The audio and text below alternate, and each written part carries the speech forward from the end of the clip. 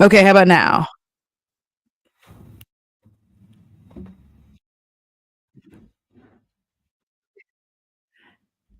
I did it. I'm a winner. Listen, I didn't know that that button did anything. My bad. I didn't know that this did anything because, of course, I got this out of the box. And did I read the instructions? Absolutely not. Why would I do something so silly and trivial? So I was saying that this is the mug of the stream. And I was apologizing for the long intro.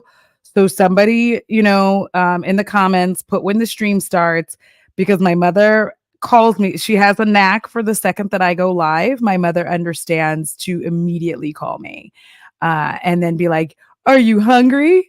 And of course, I'm hungry. I'm always hungry. I'm a Taurus, but like, like I'm always hungry. Bring me food, yes. But we had to get that done. So I'm so happy to see y'all. Like, listen, I'm very excited. Oh, wait, let me see if I can do the thing. Hold on. They said that I could do this, and I'm gonna see if it's true. Let me see. It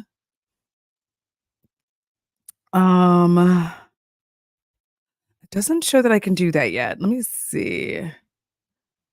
No, I can't do any of those things yet. I'm gonna figure it out one day. One day I'll figure it out. Not today. Today isn't the day. Um, thank you. Thank you, Elizabeth. I appreciate it. So listen, y'all, because also thank you, Sarah. Listen, I'm having a moment. I was just like, I'm in my whatever it is. I'm in my elfin era and I'm enjoying it. So let me have a good time. So I completely like I can't believe I didn't realize that this was mute. Listen, let me live my life. Thank you, Toya. Now, this video I found, I was perusing the Reddit like I do because I find Reddit to be very informational. I'm still working on my Why YouTube is Dry AF stream, and I have a few days off, so I'm hoping I'll be able to do that for you guys soonish. I've just been working a lot. Okay. I'm so tired. I'm exhausted. And I'm like, every time I try to like be like, oh, I'm gonna do this thing, I can't do it because I'm tired. I've literally this week been getting home from work and I eat some food, take a shower, and I just go to sleep. Like it's immediate. Yesterday I went to sleep so early that I woke up at 4:30 a.m. and I was leaving to go to work and it was 5:50 in the morning when I was leaving. I don't have to be to work till 7 and it takes me like 10 minutes to get to work. So I just went in and I was like, I'm just going to get started early. So it's been a wild time. So yeah, it's not just YouTube. Your TikTok's dry, your Instagram's dry, like all of it's dry. I know I have theories as to why. And if I can get myself into the mode where I feel goodish, we'll talk about it. So hold on, my nose. Okay. I'm like, I don't know if that worked, but my nose was like doing a thing. And I hope that you didn't end up hearing me like snuffle. But I was perusing Reddit and I found a video and it's by a creator whose name is Mac Attack. I've never heard of them before because I'm not on the BroTube side of things. He does appear to be a gay creator, so that doesn't make him any less of a bro. I just call BroTube like when white guys are talking about stuff. So I just call it BroTube. It's no offense to anybody. I hope it's not offensive. If it is, I'm sorry. Maybe. Y'all know I don't really like men. Anyways,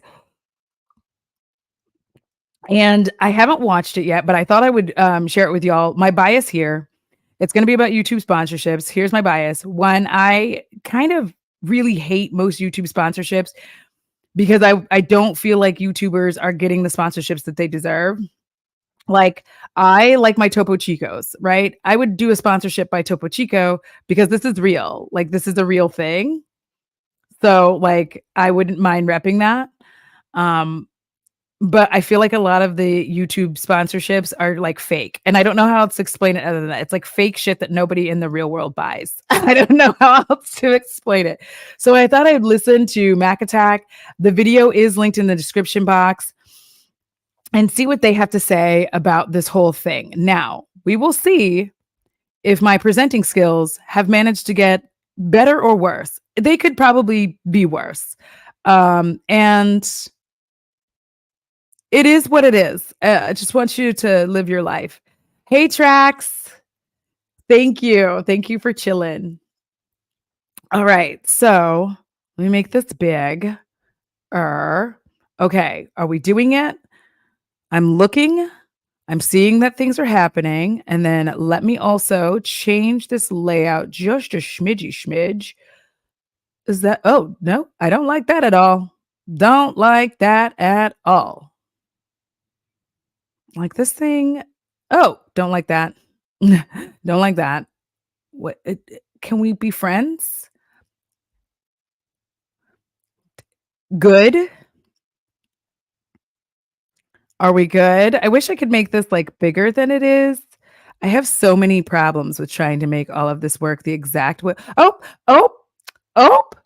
look at me. Look at me attempting to make things work. All right, here we go. Let me know if you can hear. Here we go. Hey, I'm Mac. Welcome back to my channel. So if you've been following my channel for a while, you might have noticed a distinct lack of sponsor segments in my videos. This is not because I do not receive any offers from sponsors. I absolutely could do sponsor segments if I wanted to. There are several broad reasons why I do not. Number one, from my personal perspective as a viewer, I find sponsor segments incredibly irritating. I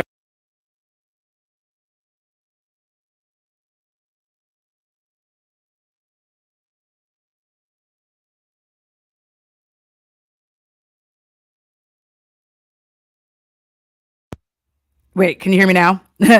I agree with this 100%. And the reason that I agree with this 100,000%, I'm very much a get your bag, make your money YouTuber. Don't come for me. Don't be after me being like, oh. But here's where the problem comes in. If I am paying, which I am, for YouTube Premium, the fact that I have to watch your sponsored settlement segment, whatever, settlement segment irritates the shit out of me. Like, I get so annoyed by it because I'm just like, I'm paying for Red so they don't have to do ads. I get why YouTubers do sponsorships. I totally get it. But I find it very irritating because the whole reason I'm paying for Premium or Red or whatever they're calling it these days is for the express reason that I don't want ads when I'm watching it. Like, I don't want to deal with that. That's why I'm here. I don't want to watch your ad. I'm so sorry. I don't want to see another thing about, Raycons. I don't care about your Vessies. Like, I have Premium, and if YouTube doesn't have a function to where, like, if you have Premium, it skips sponsored sections, then that's really frustrating. So I just, right off the bat, already cooking with like mad grease. I don't think this is controversial or a hot take. They're annoying.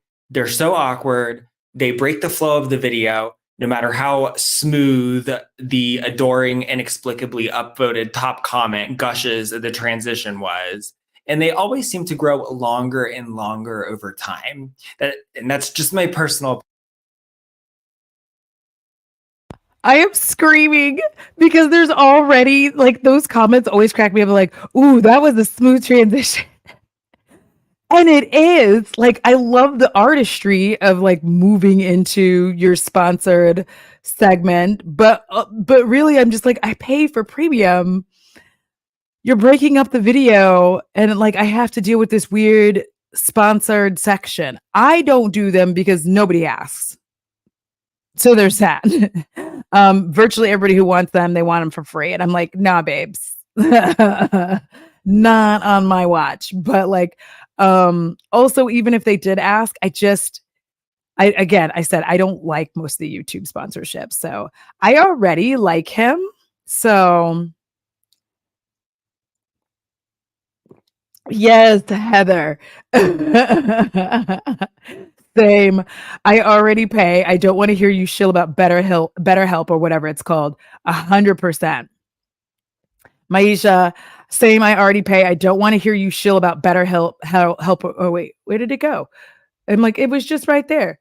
Right. I paid for premium. Toya popped in here and said, I have premium. And yes, sometimes the pitch gets on my nerves, but if it helps my favorite creators continue to bring me content I can live with it. And that's the thing. It's like this love-hate relationship I have with it as a viewer. Like I want you to get paid because I like you and I want to make sure that you can keep doing this, especially if this is your main source of income. Like I want you to keep making content. It just really is sucky that like, I don't know. We'll see if he gets to them because I literally have not watched this. I've watched like the first, like maybe 5 seconds, and that was it. So let's go. Opinion, okay? Number 2, even if it really doesn't break the flow of that video, is that actually a better outcome? I thought that advertising was supposed to be clearly demarcated and separated from content. You don't have to spend that much time pulling at this thread to get the sweater to completely unravel. And number 3, this is not my full-time job. I love that. I have a full-time job as a warehouse manager, so I'm under significantly less pressure to make ends meet via YouTube. I love that he brought this up because look, this actually might bring in my conversation about why YouTube's dry. We might be able to like mold them into the thing. YouTube is not my full-time job. Even if I had sponsorship, like this is not my full-time job. My full-time job beats me about the hands and face all day, every day. And I don't rely on this for my main source of income.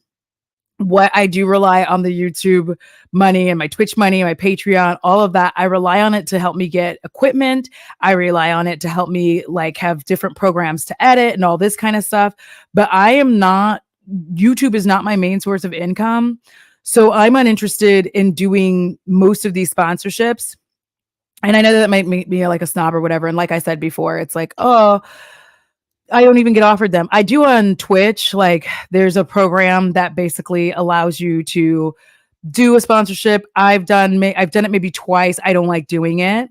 I think it breaks up the entirety. Like this is kind of what he's saying for YouTube, but for Twitch, I think it breaks up the flow of the entirety of my stream because I have to have the like certain banners and stuff up on my Twitch stream. And I hated that because quite literally, like I just want to play a game. I want people who want to watch me play this game to be enjoying it and not be like advertised to, because like Twitch is already throwing ads in the stream now, which thank you for everybody who watches them when I'm over there. So they're already throwing ads in the stream. YouTube those ads in the stream. I don't feel comfortable having my entire stream or 4 hours of it or whatever be an ad. I don't feel comfortable doing it. And again, it's not my job. So it's easier for me to be like, I don't feel comfortable doing it because this isn't what pays my bills. So I'm not into it. Like you know what, this Mac is onto something and I like him. I want to emphasize that because I don't want the takeaway here to be that I'm morally superior or anything, because I'm not. Number 4, once you have said yes to something that earns you money once, it becomes much more difficult psychologically to say no to it down the line. Period. There's a tendency for extra money to become no longer extra, but necessary. Yep. And number 5, at the end of the day, you're giving up control of what you do and do not say about a product or service. Yes. The reason that sponsorships pay so well is because they know that it will be more effective to have you say it to the viewer than to have a normal ad inserted. So that issue just gets awfully murky for me. Mans is cooking. All right, cooking. I am living for that because yes. So the fun part about all of that, especially when it talks about when you say yes, it gets easier to keep saying yes. I did some, I wouldn't call them sponsorships because really they didn't pay me. Like Dossier, they didn't pay me any money. They sent me the perfumes and were like, do some shiz. I was like, all right. But then they wouldn't stop bothering me. And I started getting really pissed off because I was like, bitch, first of all, you didn't pay me any money. The other thing is they kept trying to send me like a contract to sign. And I absolutely refused. Like I categorically refused to sign something. They're like, just sign this thing. I'm like, I'm not signing shit because you're not paying me any money. Like, I was like, you're not paying me any money, so I'm not signing anything that says I have to do anything for you. I am doing this for free, and I'm literally not about to sign anything that makes me have to do like stuff. Now, to be clear, I love Dossier perfumes. That's the thing. I love them. I have a boatload of them in my room right now. I don't know if I'm wearing one today, but I have a lot of them. I love my Dossier perfumes, but at the same time, if you want me to talk about it, you have to pay me, babes. Like I'm not going to be on any time schedule doing all these weird things that you want me to do when I'm not getting paid. But I do think that it makes things murky. I think that especially if you get paid really well for a sponsorship, it can make it really hard to say no the next time they come around, because these are the things that help keep your channel afloat, right? The reality of the situation is that if YouTube isn't your full-time job, like I would love to be able to sit here all day long and be like, oh, no matter what, this won't be my full-time job, blah, blah, blah. But I can't guarantee that because, under weird circumstances, I do believe that we are literally in the age of Aquarius right now. Things could just like suddenly take off for me and I could just be like, yeah, I'm going to quit breaking my back, like delivering people's dog food and their ginormous Amazon boxes and your workout equipment, which please stop ordering that online. It's so rude. Go to the store. Anyways. And I could quit doing all of that and be like, yeah, I'm going to just do content creation for my job. And that's where I think things take this turn because you are relying on YouTube to fund your entire life. Like YouTube doesn't have any benefits. So if you don't have benefits, again, why YouTube is dry. If you don't have any benefits, like health benefits, retirement, all of that kind of stuff, that money, you have to put money aside for that. Like if you get sick, because now you have to go to the doctor and pay cash money. You don't have any insurance unless you buy an insurance policy, which is mega expensive. So like, yeah. Dark Angel says, hi, Panda. That might be why. Maybe more people are not getting Insta rich on YouTube anymore. So they realize that they need alternative income. Then the question of integrity comes into it. Yeah. And it's not, I would love to say that this is just because I'm autistic with ADHD, that I don't do a good job of lying about products. That's true. My face often needs deliverance if I'm trying to lie to you. It's not good. But the other is that I only want to rep stuff that like I use and I try. Like I don't want to rep some random product that I don't use in my regular life. If you go back far enough, you'll find videos unless I've like archived them, because I just started archiving stuff because of who I am as a person. It's just a thing that I do. But I do it in my regular life too. It's like I just started archiving things. But if you go back far enough, you'll see like I was doing videos for like HelloFresh and Home Chef, Factor, And none of those were paid sponsorships. I was just doing the videos because that's who I am as a person. I just like to, film, edit, upload, do some things, show y'all stuff. If I were doing like a sponsorship for HelloFresh or Home Chef, I know the things. This is a hypothetical world where they didn't do the things that they've done. No union busting, none of that. Okay. Thank you. In the hypothetical world where they're just fine, if I was doing sponsorships for them, I would really be able to say, like, yeah, you should get a box a month because really you're not going to make this much food. And it's great for that one time where you're like ready to cook all this food. But we live in capitalist America, or I do, and you don't really get a lot of time to cook. So get a box a month, enjoy cooking, 3 meals, and then go back to your regularly scheduled situation of eating whatever it is that you might have in your cabinets and ordering Uber Eats or DoorDash. Like, go back to your regularly scheduled program. Like, I can't. Thank you, Angry Latina Lawyer. Yeah, hit the like button. Also, I'm really close to 12K for reasons, so thank y'all. I think I need like 20 more people to subscribe, so like that would be cool too. 12K by my birthday. 12K by my birthday. 12K. Okay, I'm done. But that would be my and they don't want to hear that, because even if they hadn't done all these morally reprehensible things as companies, the reality behind Home Chef for me, Home Fresh, whatever, is that I can't deal with cooking that long. Like, I get excited to cook once a month.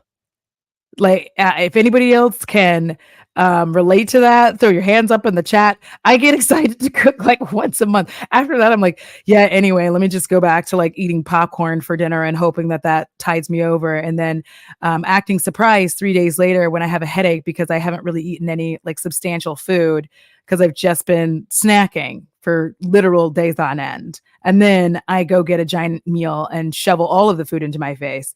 So like, if anybody else is living a similar parallel life, just let me know. Danny, I hate cooking. Yeah. Like, I like to cook once a month. I'm excited about cooking, but after that, I don't want to. And they didn't have enough of those like pop it in the oven meals. I don't want to prepare anything.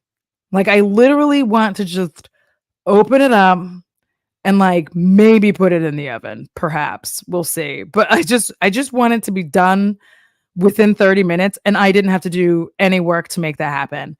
I don't have the attention span for all of that. I barely have the attention span to boil water. Please.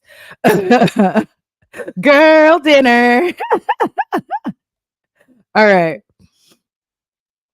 Okay. Maybe some YouTubers out there really are just that passionate about their VPN service. After all, it totally secures your internet, is the most useful thing ever. It doesn't. And if you aren't using a VPN, you might as well be base jumping, right? Well, again, this runs into the fact that the information the creator is going to be presenting has to be approved by the sponsor's marketing department. I just want to tell you, like, just a quick thing about VPNs. The only thing that a VPN is good for, my opinion, I'm not in internet security. But I know people who are. I've seen people in chats and in other who've said, like, it doesn't protect you. The thing that the VPN is good for, and it's really only going to be maybe for your laptop, because almost all of the big streaming services don't allow you to do it on your television, is if you want to watch TV or a show in another country that you can't watch in whatever country you are in. That's its biggest boon. But the thing is, Netflix does not play with that. Like, I could use the VPN on my computer. I could use it on my phone. But the second I tried to do it on my TV, it was like, hey, bitch, it looks like your goofy ass has a VPN.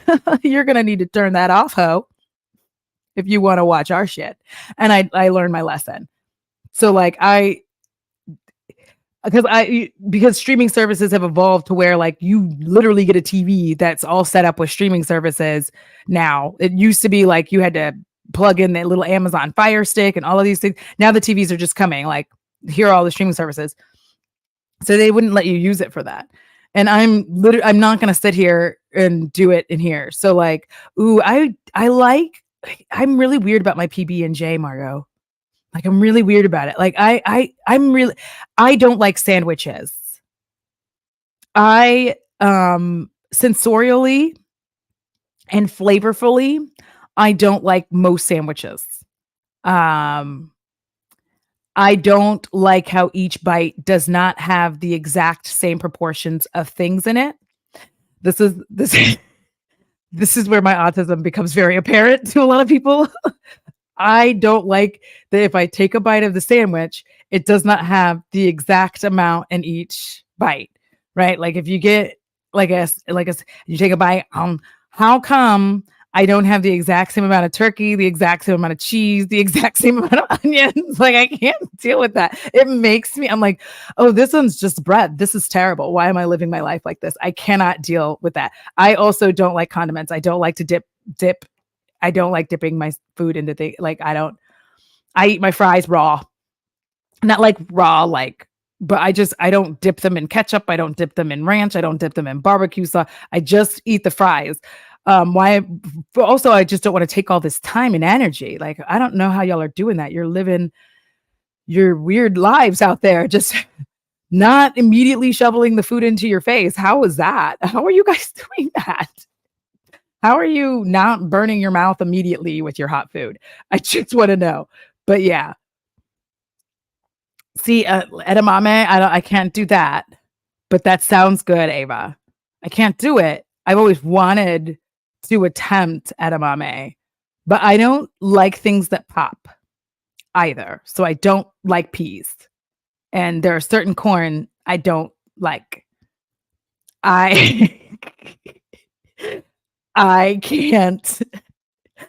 I'm a very neurodivergent eater. Very specific about how I eat my food. Peppy says virtual lamb. Some days it's that nothing sounds good. Some days I can't make myself put effort into cooking. And some days the thought of the physical act of eating seems like too much effort. Oh my God, yes. Like actually having to eat. I have gone to sleep before, like trying to chew food. And it's like a few nights ago, I had to wake up in the middle of the night because I was hungry. So I had to force myself to eat this granola bar. And it was a rough time because I didn't want to eat because I wanted to go to sleep because I was woken up by hunger. And I didn't want to put in the effort to eat. And I'm just like trying to chew this thing.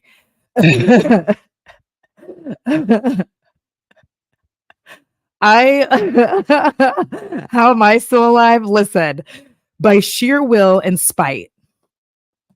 Sheer will and spite. There are way too many people I still have to spite before I leave this earth. And until I'm assured that they have all felt my wrath, I can't go. So I need to make sure that my vengeance hits them the way that it needs to so that I may laugh and have an ice cream while I'm doing it. Listen, that's why. Elizabeth, y'all making me feel so seen right now. Yeah, listen. I'm gonna live my life. I'm gonna live my life like that. Ugh. All right, back into I'm gonna start calling him my buddy. My buddy. Oh, listen, sorry, I have underboob sweat, so sorry. I had to like put the undershirt underneath it. Sorry, I don't. Okay, we're gonna move past it. Just keep going.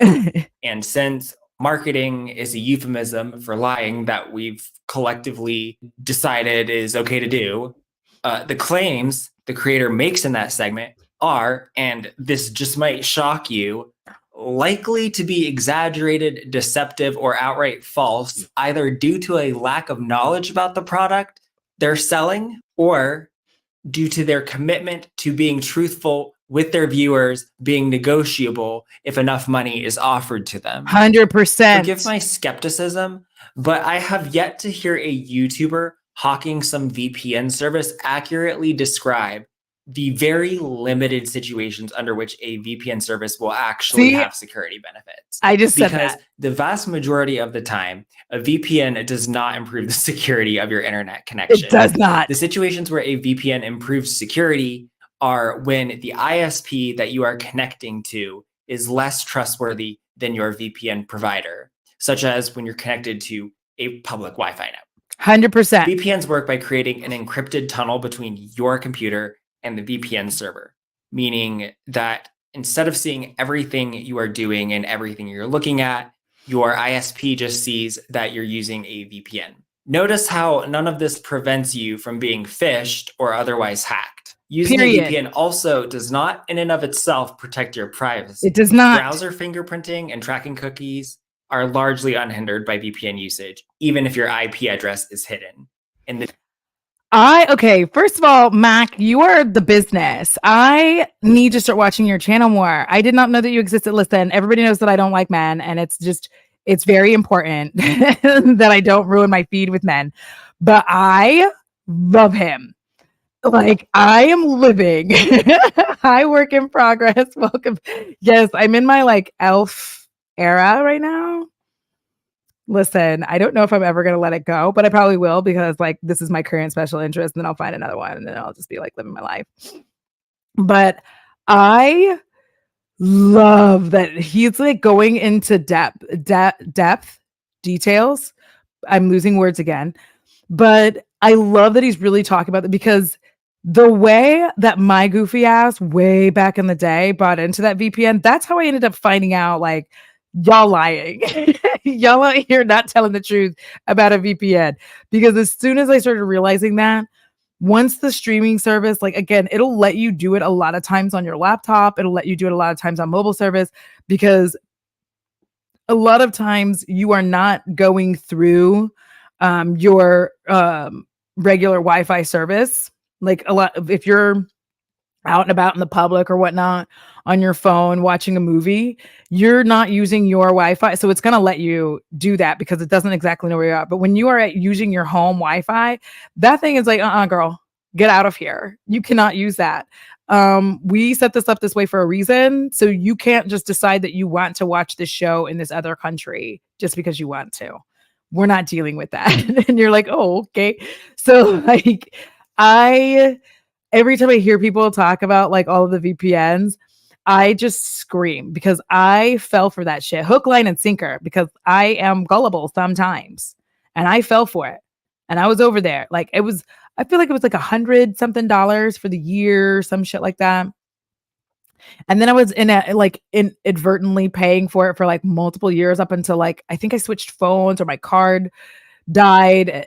I can't remember what happened with it, but then I was no longer paying for it. And they're like, I think it was like Shark VPN. And they were like, are you going to come back? And I was like, no, because it's not the internet security. It's not like some magic thing. It's not magically protecting you from any of those things. As Mac was saying, they're not protecting you from phishing. They're not protecting you from like your password getting leaked. Like nothing is protecting you from that. Like that, these VPNs certainly are.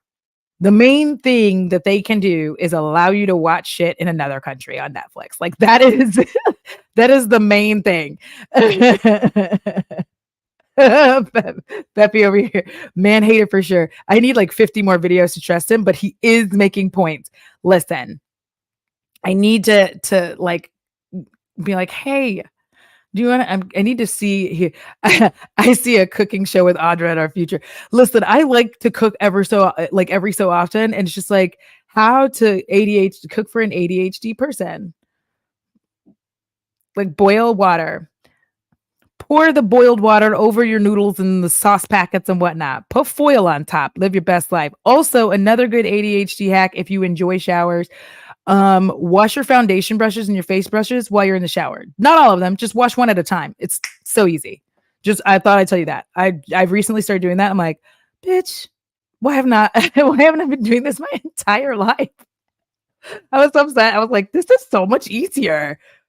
This is so much easier. Like I washed my Marc Jacobs in the shower yesterday. My Marc Jacobs face brush. And I was like, oh, this is amazing. And now I'm just going to wash a face brush a day in the shower. while I'm showering. It's so much easier. It's like making my life so much easier. I was like, oh, because like I think that that is the thing that's preventing me from washing my brushes. Anyways, back to Mac. It's like the face brushes take so long. The VPN is perfectly capable of logging everything you do and providing that information to authorities or other entities if they so choose. You are simply choosing to trust the VPN instead of your ISP. On top of the misinformation about the benefits typically used to sell VPN services, what is typically left out of the pitch is the numerous services VPN usage is likely to make extremely inconvenient or impossible to access. Yes. If your VPN is located in another country, your bank is going to consider it just as suspicious when you attempt to log into your account via your VPN server as it would if someone randomly attempted to log into your account from that country. Yes. Multiply this times the number of accounts you regularly log into, and you're going to quickly find it extremely inconvenient to use a VPN on a regular basis. Yes. Like if you have, like I have USAA as one of my many banks because I do this thing where I open multiple accounts thinking to myself that I'm going to have a savings account and I put money over there. And then it's, you know, I'm regularly poor. So it never works out the way that I think it's going to work out. I'm like, oh, if I can't just I use the money. I wish I was smart. I'm not. But if you have USAA, they do not play. And by this, I mean, if they even notice that you like are buying something somewhere you don't normally buy it, they shut your shit down like immediately.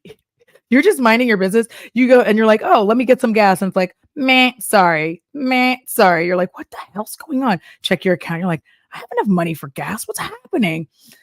And then like now at least they text you to be like, hey, did you make these charges? Because this is fishy. And that's the thing that people don't think about with the VPN as well as he's bringing up is it's making it look like you're somewhere else. So all of these sites, Google's going to get mad at you, I promise, because Google starts getting, you know, Google starts looking at you funny, like what's going on here? What are you doing? I don't like this. If you even like swap states trying to log in, like it gets all your shit starts getting pissy with you. If you log into your account and you just like in Texas, if I go to San Antonio, it starts getting shady. It's like, hey, we noticed that you just spent like some money here. Is that you? Is that you? So yeah, you can call your bank. You can also put your bank on vacation. I don't do that. And the reason I don't is because I know I will forget to fix it. And then if somebody's stealing my money, I won't know. So I just don't do it. I let them send me notifications being like, hey, Audrey, are you spending this money here? And I'm like, I am. And then it'll just be like, hey, Audrey, did you mean to buy a bunch of weird hoodies from this website? I'm like, I did. This is the last hoodie I bought for the winter season is my Mystery Ink one. So like this is the last hoodie I purchased for the year. I'm done after this. Then I'll buy more. This is going to be the sad part is I'm going to start doing laundry, y'all. And I am going to panic when I realize how many hoodies I have because this happens every year. I go, I don't have enough hoodies when as soon as it starts getting cool in Texas, which is November, December. It takes a while. It's already damn near spring here. They were like freaking out like, oh my God, cold front. It was literally like Friday night. And then like yesterday was like 40 degrees. And then it was like freezing like last night. And it's 55 today. When I tell you it's going to be 80 degrees on Thursday, like I mean that, like, okay. So yeah, that's the other thing. I love that he's talking about this because I swear the way that people talk about these VPNs, it really makes you feel like it's going to do something. It's not doing anything. Like it is again, if you are using public Wi-Fi, I don't feel like there's that many of us using public Wi-Fi though. Because now they have the plans that are all like unlimited, blah, blah, blah. So very few of us, we know now because they started teaching us that like using public Wi-Fi, especially logging into your bank, et cetera, isn't the greatest plan ever. So a lot of us are just using like our 5G or whatever G we're at now. Are we at 8G? Are we at 50 cent? I'm sorry. I'm so sorry. Please don't cancel me over that. It was a terrible joke. I apologize. Um oh, Sarah Jen, I'm gonna do laundry. And I promise you, I'm pretty sure I might now have almost 30 hoodies. I I don't care. I love them. They make me happy. I'm at Warren G. Yes. Wait, Nat said, "Hi Ashley, welcome. I feel like the wave of VPN sponsorships is slowly passing, and now it's the wave of deleting your data from data brokers and protecting you. And I find those so sus. I do as well.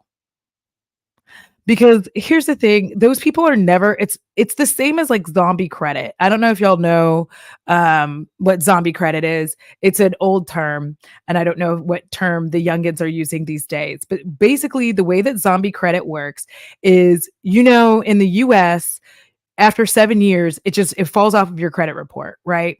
But whoever owns that debt, they have to manage their books. So let's say you owe money to like Capri Sun. I'm just saying things. Pretend Capri Sun is a company that you do business with and you owe them money for this. That's all I could think of. And you owe them, $275. But Capri Sun at the end of the year, they have to balance their books. So they sell that debt because it's a loss for them anyway. They're not going to keep spending the time and energy trying to come after you for that $275. So they sell that debt for pennies on the dollar, and some random debt collecting company gets a hold of it. Then they call you and try to get you to pay them. You're never actually paying them. That's how you can get some of this off of your credit report for free. You can just dispute it and make them have to like give you the documentation. And if they can't get the documentation, then they have to take it off of your credit report. I don't know if you know that, but they do. And it's usually best to wait until it's like on their third or fourth debt collector, because they don't have the paperwork. I promise you that most of the time they don't have the paperwork anymore. It's gone. Like they don't have it. They just keep buying it and buying it. They have to be able to prove you owe the money. Anyways, the point of the zombie, like talking about that zombie debt, is that you could be at 5 years. If you answer the phone and start talking to that person, it resets your 7 years. And that's why you don't pick up the phone for people you don't know. I don't pick up the phone, period. But that's why. So it's like that. I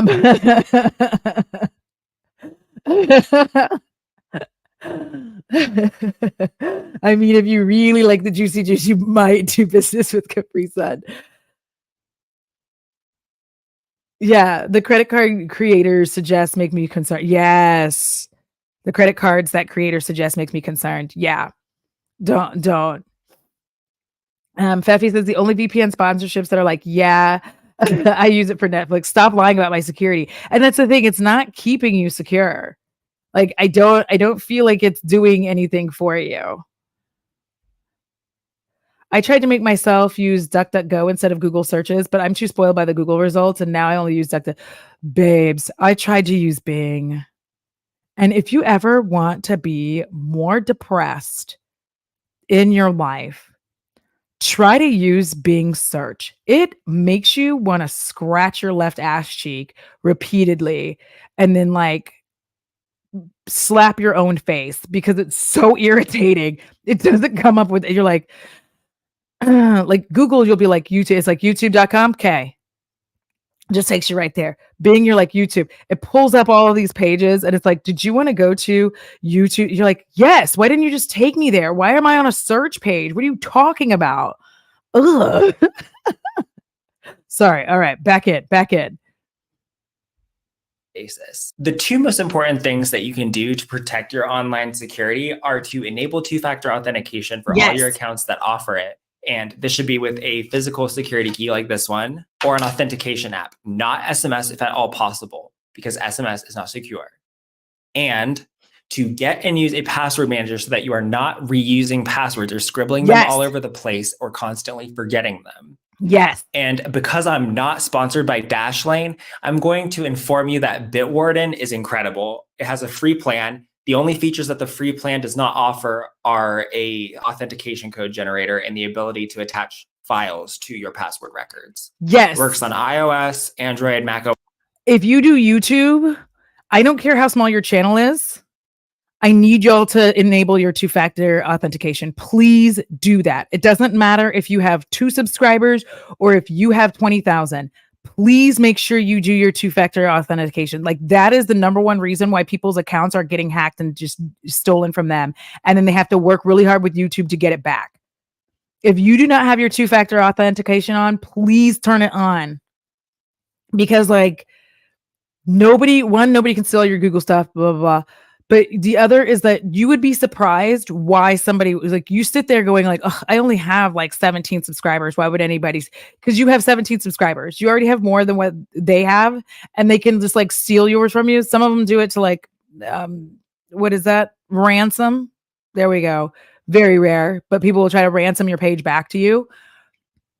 But please get it, because it's so much easier. I think everything that I have put on two-factor authentication. So it kind of is like, it's kind of a pain in the ass, but also I feel so much better doing it. And also remember to not say that you trust this source. Like I like my PayPal, all of that. They're like, oh, do you trust? I'm like, I don't trust it. Keep doing this.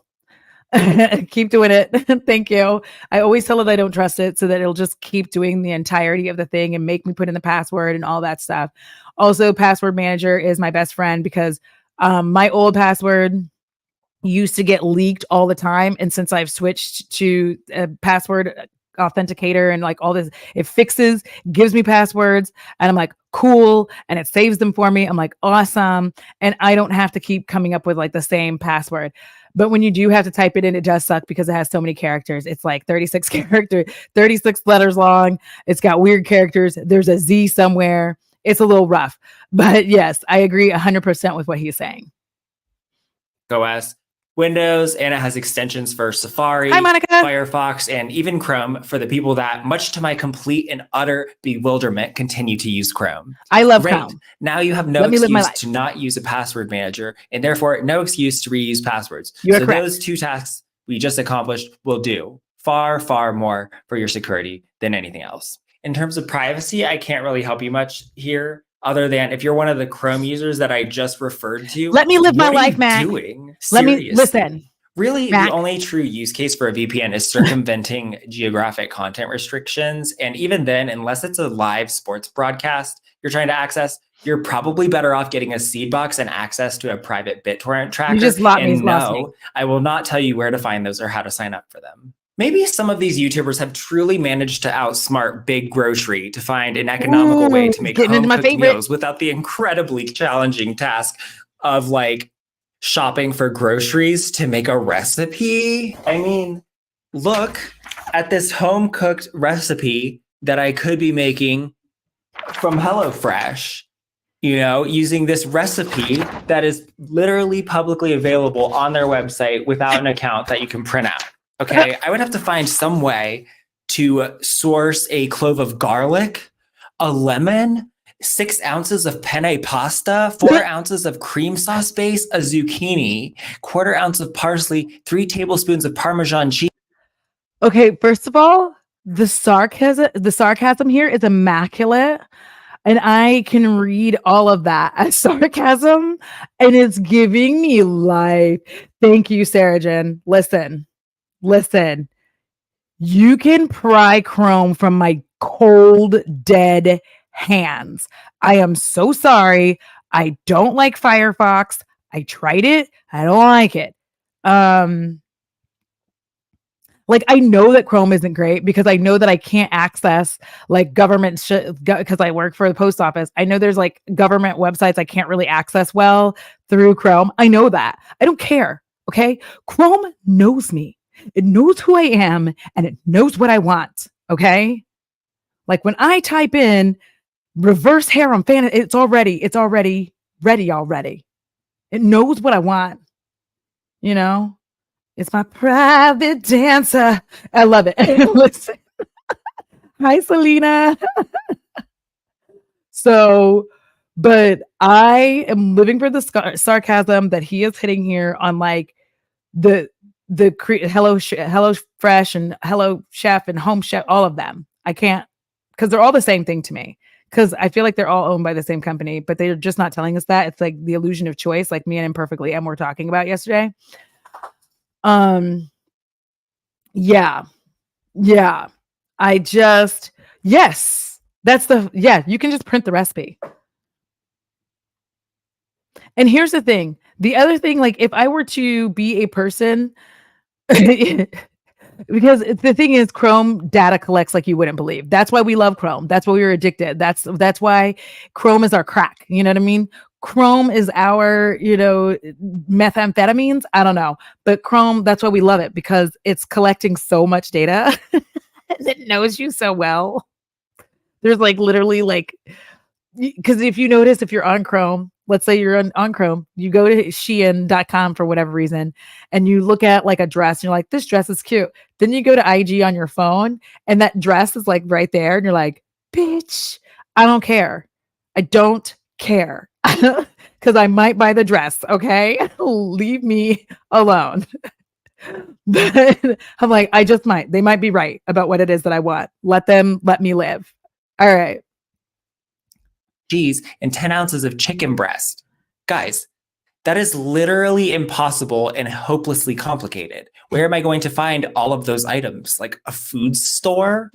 Where am I going to have time to go to this food store other than the trip I'm already going to have to make to buy the olive oil, butter, cooking oil, salt, and pepper that aren't included in my HelloFresh delivery? Who is going to cut the chicken for me? How do you even create chopped chicken? Do you like chop it? No. I need my ingredients individually wrapped in plastic and shipped with ice packs to me. Don't worry about the packaging, made of plastic. It's totally recyclable. It's not. All you have to do is melt each ice pack, cut them open, empty the gel inside into another plastic bag, then place the plastic from the ice pack in with the rest of the plastic from your individually wrapped celery stalks into your recycling bin for a worker at the recycling center to throw in the trash for you, because it is low quality polyethylene, okay? And it's of no value because plastic is not recyclable. Unlike an aluminum can, which is infinitely recyclable and will end up back on a shelf as a new aluminum can in about 60 days through a process that is cheaper than creating new aluminum. He's eating this up. A plastic bag cannot become another plastic bag because the process of recycling plastic always results in plastic of inferior quality to what was put in. Listen. And it is much more expensive than simply creating new plastic. As a result, the vast majority of plastic placed in recycling bins ends up in landfills. But they need you to believe that plastic is recyclable, because if you knew that plastic was actually not recyclable, the guilt might make you not buy things with plastic packaging. I just want to say, first of all, we support Mac over here as long as he hasn't done anything problematic. We support Mac. Okay. I'm becoming a stan because I love him. Like he just like ate this shit up.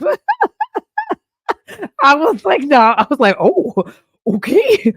I said this a long time ago and people got shitty with me when I talked about recycling, because I was like, the majority of the shit that you recycle doesn't get recycled. The majority of it goes into a landfill. It's just trash. My mom's even created, like, just saw it when I put a cardboard box that is recyclable in our recycle bin. I just saw that my mom put a pizza box in there. Mom, I love you. Pizza boxes are not recyclable. They are not recyclable. I feel like I've told you this before. I love you so much, Mom. I really do. They're not recyclable, Mom. Because any cardboard, especially used in food, the majority of that is not recyclable because it changes the makeup of the cardboard. So they can't just recycle it. Like, so I said that a long time ago. It used to, and people will get so mad, like, no, like that. I'm like, no, I'm trying to tell you that it's not, because like they are giving you those two different bins to make you feel good about the like massive amount of trash that we create, and we're not even the creators of the trash. That's why I don't feel bad. I cannot feel bad. I'm not the one making this trash. It is these huge corporations that make the things that I buy into this trash. There's nothing I can really do about that. I cannot change that, right? Like I can buy things. We all saw what happened with paper straws. That is an absolute nightmare. I have used one before. It made me want to slither up and like just die. Like I was like, let me die. Please let me die, because this is the worst experience I've ever had in my life. I drink with a straw because I have the neurodivergent drinking problem, where when I decide to drink something, I go, and I don't want to do that in public. That's literally it. And also, I miss my mouth a lot. So the straw helps me to still be drinking like that, but you can't really tell because it's through a straw. But the corporations are the ones that are doing this to us. Like there's not a lot that we can do as consumers, and because the illusion is choice. The choice of illusion is just ridiculous. But there's not a ton that we can do. They tell us that it's recyclable, so we have to feel comfortable with it, but it's not. It's just like when they are like, oh, you can. When people talk about buying beauty products with refillable, it still comes in another package. So for me, I'm like, what is the difference between me just buying another one and the refill? It's still coming in something else that I have to discard. I'm not winning. I'm not winning there. I'd like to feel like it makes you feel good, but you're not winning, and it's not that much less expensive than the entirety of the product. So I just you can compost. We don't compost here, and I don't know I know that there are people that have compost around here, but I just don't see a lot of it here, cuz Texas it's just weird out here trying to find spaces to be able to properly recycle here, because Texas. Um, Yep, this is why recycle is at the end of reduce, reuse, recycle. Yes. Like reuse your takeout containers, right? As many times as you possibly can. But like recycle is the end. The recycle is the last passable thing. It's why like I got so mad when stores stopped carrying plastic bags, because I was like, hi, I use these plastic bags to clean up my cat box when I had cats. I also use these plastic bags to clean up my dog shit. Now I have to buy specialized little fucking bags for it because they want to charge you to use plastic bags. I'm like, babes, I'm reusing them. I'm using them.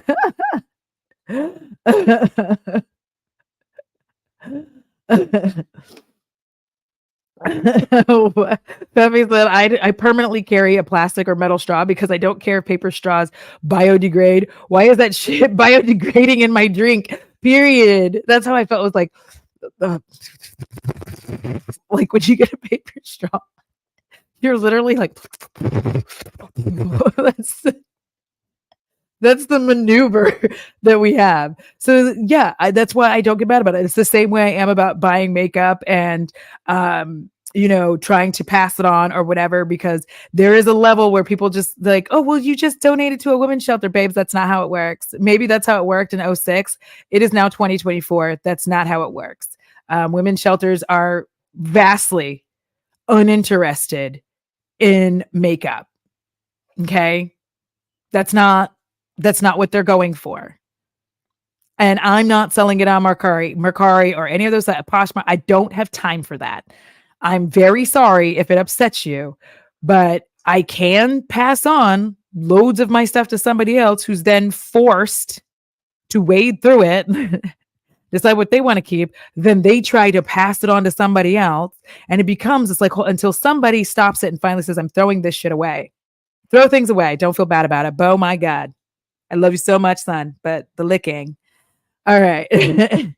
That's why I get very like frustrated with people who just try to get on everybody about waste and all this stuff. It's like, yeah, we can try to purchase less. Obviously, we can try not to be over consumers, but also we live in capitalism and we live in a world that we don't get to enjoy. And sometimes our only source of joy is buying shit. Like that's our only source of joy. Because even doing things for free is not free. You can't go to the park for free in a large part of the US because you still have to get gas to drive to the park. You can't, there's no water fountains at most of our parks because houseless people, they certainly wouldn't want them to be able to get free water or to come into your neighborhood. So they don't have water fountains. So you have to make sure you bought something to drink. And if you don't worry, they have a stand there where you can purchase lots of snacks and whatnot. So again, nothing's free anymore. So we end up having to buy stuff. Like we're trying to find just the smallest amounts of joy in our capitalist hellscape. And I don't get mad at anybody for doing it. Like live your life. If you need to buy a new pair of shoes to have some joy, please do so. Like our mental health is all holding on by a thread for most of us. Grab what little you can and enjoy yourself. Like HelloFresh meals. Anyway, I'm sure the economics totally work out though, given that this meal will cost nearly $6, given the $70 a month price tag of HelloFresh for 3 meals a week for 2 people. 10 ounces of chicken for 2 people? Oh, I'm around. Okay, I mean, listen, Mac, we are going to have to hang out because that's me. Every time they show you the serving size on something, I'm like, for who, bitch?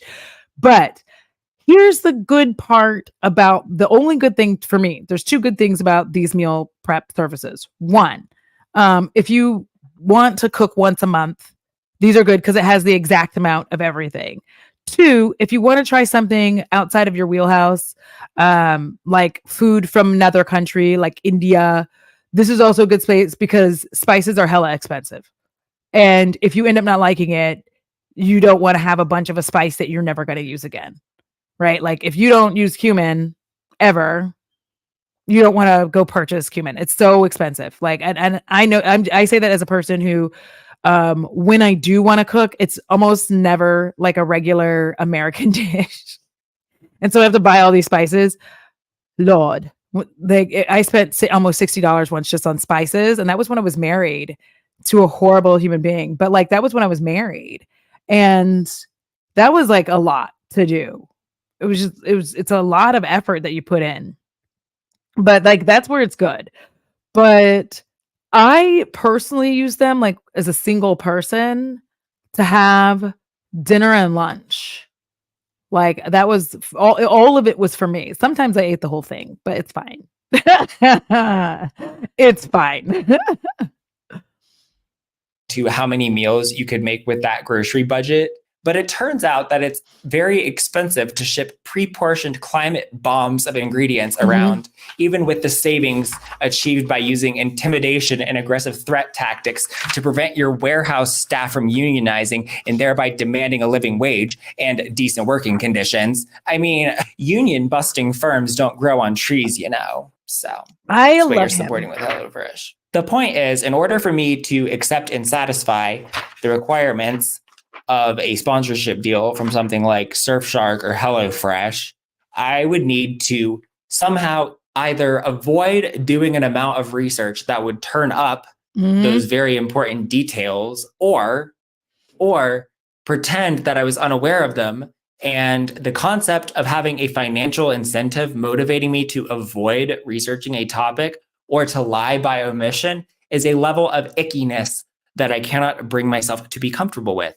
Not to mention the recurring nightmares I would have about all that single-use plastic being generated by HelloFresh. Just saying. Yes. Oh my God. Okay. No. So the thing here is Google, first of all, is not free. So we do have to stop saying that because Google is actually not free because you do have to pay for an internet connection. Like after you have an internet connection, then yes, Google is technically free. But you can Google, right? And the fact that you can Google means that you should be able to find out this information. Now, I'm not going to like attack any creator who utilizes these things because there are multiple levels of why they may still be doing these sponsorships. Some of it is contract. Some companies won't let, depending on your size and whatnot, There's some of them won't let people out. They'll let some people out of their contracts, but not everybody. That's just how it works. That's just the name of the game.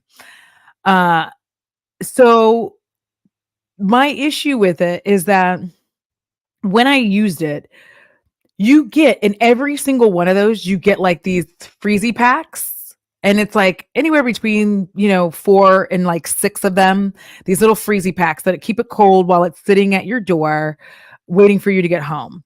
And I would try to save them to not be a wasteful piece of shit.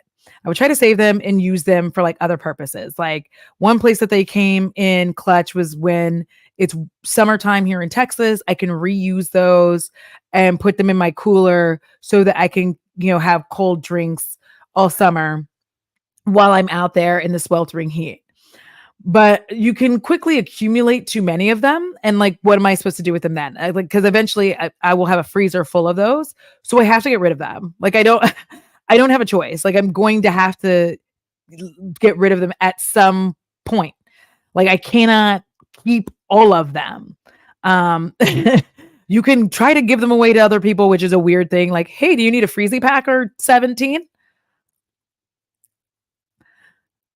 Again, there's only so much you can do in that regard. So you get all those freezy packs in there. Plus you have all the individually wrapped in like ingredients and whatnot, which seems great. I would also say that like the meat cuts aren't the best. Some of the veggies are not great. Some of like you would have a easier time getting them yourself. Yes, you're right, Panda. Google isn't free even after the internet connection, mainly because the currency Google uses is your personal data instead of money, 100%. But like, I do feel like at the end of the day, it's just not worth it to get them. That's why I'm like, yeah, get one once a month. If you're really insistent on having like, if you want to cook like that. I will say, I'm an American, unfortunately, and I'm here. And it does get very difficult, depending on where you live, to shop for just 2 people because of the state of bulk buying and how they make a lot of stuff bulk. Even just trying to buy 2 pieces of like 2 chicken breasts is sometimes difficult. I don't buy it in the pre-wrap because of the pink slime. I should not have said that out loud, but I did, and I'm sorry. You're welcome. So I have to go to like the little butcher cabinet back there and be like, hey, I just need like 2 chicken breasts. Thank you. But buying for 2 people is relatively expensive now, especially with inflation. It just continues to get more and more expensive for 2 people to just buy a meal to purchase, which is one of the reasons my mom eat out so much. Like it's just easier that way. But like, yeah. I detested those ice packs, and it started being that food was wasted. Not to mention if you forget to choose the send random dishes. Yes, that was the other thing. So if you don't cook it in time, or you don't remember to put it in the freezer so that you can cook it, like everything goes bad this fast, like way faster than your grocery, like going to the grocery store does. Like, and I mean infinitely faster. Like, I mean within 3 days going bad. And you're like, oh, this smells weird. Ugh, yikes. And then the other is if you don't remember to select your dishes every time, you just get some random stuff that you're like, I didn't want to eat that. So it's very sucky. So, yeah, Angela. I am so close to signing up for Rocket Money from all these sponsorships. It sounds too good to be true.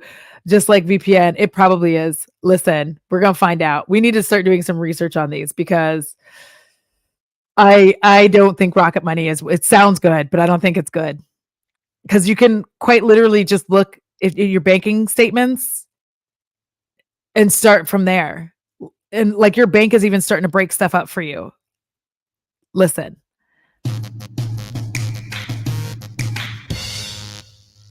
Oh, are we in a...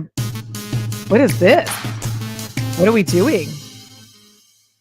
But maybe these industries are just too high stakes and serious for me to consider for a sponsor. I mean, The choice to sign up for a VPN service or to make 3 meals a week in essentially the most environmentally disastrous way to gather and prepare food any human has come up with since our species has existed are both so impactful and not to be taken lightly. I really would prefer a sponsorship from something less important and more frivolous, like mental health treatment. So, given that you're currently watching a YouTube video, I'm going to go out on a limb and say that you've almost certainly heard of BetterHelp. We have all. Because they are one of the biggest spenders in terms of YouTube and podcast advertising.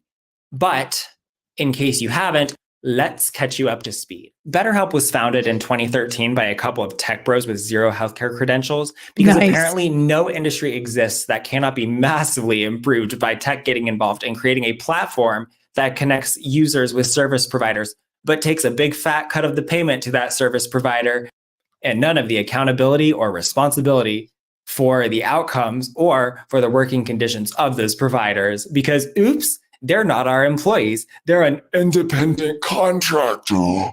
Oh my God. Independent contractor is my favorite.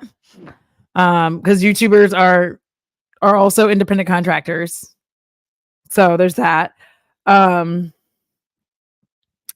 BetterHelp is just, I just feel like with YouTube sponsorships, if it sounds too good to be true, it is.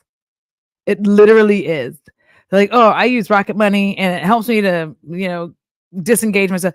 If you even use whatever you use, if it's PayPal, whatever, you can go and filter. You like it'll show you, like mine will be like, you use this much on entertainment, this much on this much on this much. Like it has little pie charts. You can filter it and now see what you're spending. And then you could just go cancel the stuff. Like I don't need a whole service that's gonna find even my email says like, hey, we noticed that you don't ever open these emails. Would you like us to send this to spam? Because it's been months and you've literally never opened an email from them. I'm like, yeah, you're correct. Just send it to spam. I don't need anything else. I refused to use BetterHelp. And yes, Talon, I remember when a lot of fast food came in styrofoam packaging. And I know that styrofoam is bad for the world. I get it. But I'm also going to say that it is more durable in some instances, but it does suck because it burns through.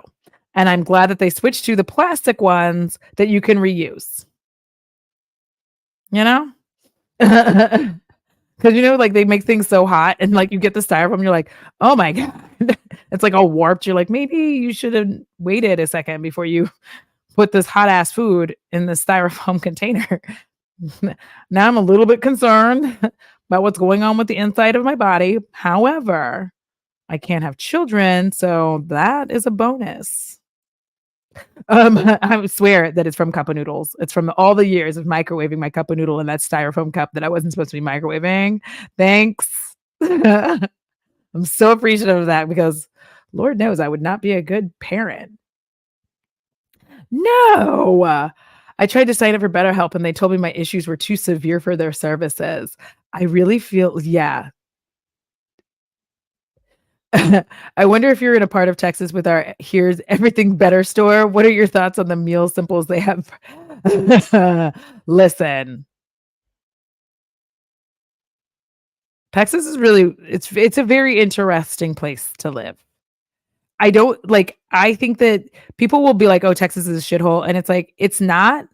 We have really bad governmental issues that is very difficult for us to fix because of all the redistricting and all of the things that they've done to disenfranchise voters and to make it very difficult for people to vote. But Texas itself is not a terrible state. Like there's so many beautiful parts of Texas. East Texas is absolutely gorgeous with mountains and all of this stuff, like riding horses, like all of these kinds of things are just beautiful and gorgeous. All of the lakes are man-made, but that makes sense because it is a landlocked state, except for the edges, which has ocean. But it's a beautiful state. I mean, obviously, aside from the atomic heat that we get every year, but it's actually quite lovely if it weren't for the assholes. You know what I mean? It's a weird thing. We're not Wisconsin. I don't know what that means. I just said it out loud.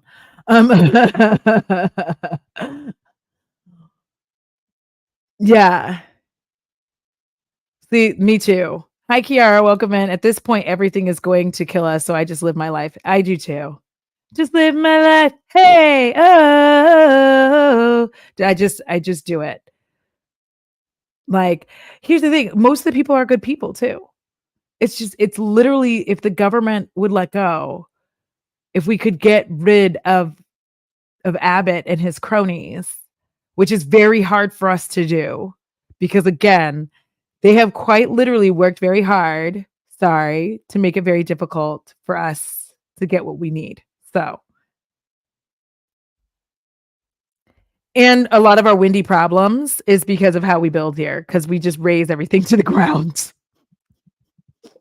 I know this because I work in a lot of new construction areas, and the way that the wind beats me into the ground, like I think I'm so tough because I forget that I'm tall and skinny, but I forget the skinny part. I always think about the tall part, like I'm so tough, but then a strong wind comes for me and lets me know, bitch, you ain't all that. I'm from Wisconsin. How dare you? Listen, all I know is I saw something about how like it's the state where people drink the most. Is it Wisconsin or Wyoming? It's one of them. I can't remember. Listen, that was a while ago. Probably yesterday. But like let me live. In the UK, our food is less messed with. So many food clouts aren't allowed in Scotland. We get fresh meat and veg without making our animals bigger. Yeah. Well, see, you're Scotland. Now, England. I asked James this. Welsh. I sent him a message and I was like, how come all y'all's food is damp? He laughed mostly uncontrollably in response. I was like, what do you mean? I need examples. Like y'all's food is so wet. Anyways, like I'm like that's the only way I can describe it is like British food is wet. Scottish food though. Listen, I'm interested. Don't nobody start talking about haggis, okay? I get it. I know what it is. That's not the only thing they have there. That is not the only thing that they have there. I've seen a lot of like there's like potato. It's good. It's looking good. That just happens to be wholly responsible for the core product of our business. It's really only in the tech industry that you see the raw combined power of having the ignorance to think you can do something better, the arrogance to not listen to experts telling you why you can't, and the sociopathy to not be troubled by the risks. Yeah, y'all, like just Refer is tech bros. Like I like my Refer brushes. Okay. I'm not saying I don't. I use them. There's one somewhere around here. I've been cleaning up, so I don't know where things are again. But real talk, that's tech bros. Just thought I'd let you know. BetterHelp claims to be, quote, the world's largest network of licensed, accredited, and experienced therapists who can help you with a range of issues, including depression, anxiety, relationships, trauma, grief, and more. With our therapists, you get the same professionalism and quality that you would expect from an in-office therapist, but with the ability to communicate when and how you want. The site offers this helpful little table to help us understand how the new, sophisticated BetterHelp service compares to the clearly obsolete traditional therapy. I just want to say one of the things that was on that little checklist was like that you could message anytime. And I'm sorry, if I was a therapist, I'm off work. You should not be allowed to. I've been to therapy multiple times for multiple issues. I went to marriage counseling. That was a treat. But when I tell you that is not good for healthy boundaries, number one. One of the number one things you're learning in therapy for most of us is healthy boundaries because a lot of us are in these situations because we don't have healthy boundaries, right? And we're learning to get those healthy boundaries, and we're learning what put us in positions where we lost the ability to have those healthy boundaries. For some of us, it was growing up in an era where they forced you to have to hug people when you didn't want to, when they made you say hello and thank you to people when you just didn't want to, like say thank you. Don't make them say anything. You can teach them about that, but don't force them, like say thank you. First of all, they didn't even know that lady that gave them a sticker. I thought you said don't talk to strangers. So but we have like, but you shouldn't be able to message them all the time. That's what messes up your ability to continue to have healthy boundaries. My opinion. I'm not a therapist. I've just been to them. And you really shouldn't be in a position where you're messaging your therapist whenever the fuck you want to. Like they should be able to sleep and rest and relax without you being like, hey, so anyways, I'm having a bit of a crisis. Like that's not how this works. We have scheduled sessions and we work within those parameters. What are you talking about? Like that's a lot. That is a lot. Haggis is actually yummy and I'm squeamish, but we get listen, it's the fresh fish, the fresh seafood. I don't know if it's going to be this year, but I'm going to Scotland. I am going. I have to go. I also think that my potential love match is in Scotland. This is just like something I've made up in my head. Let me live. Yes. It's almost like they are selling what patients want instead of what they need. Yeah. Because you should most certainly have healthy boundaries. As a therapist, a lot of therapists go to therapy, by the way, also because they have to find an outlet for having to deal with and handle other people's problems all day. So it's like this like nice little circle of therapy. So you can't put people in a position where they have to respond to you 24/7. And also, if I'm sure he's going to get into it, but not all of those people are accredited. Just want to say that.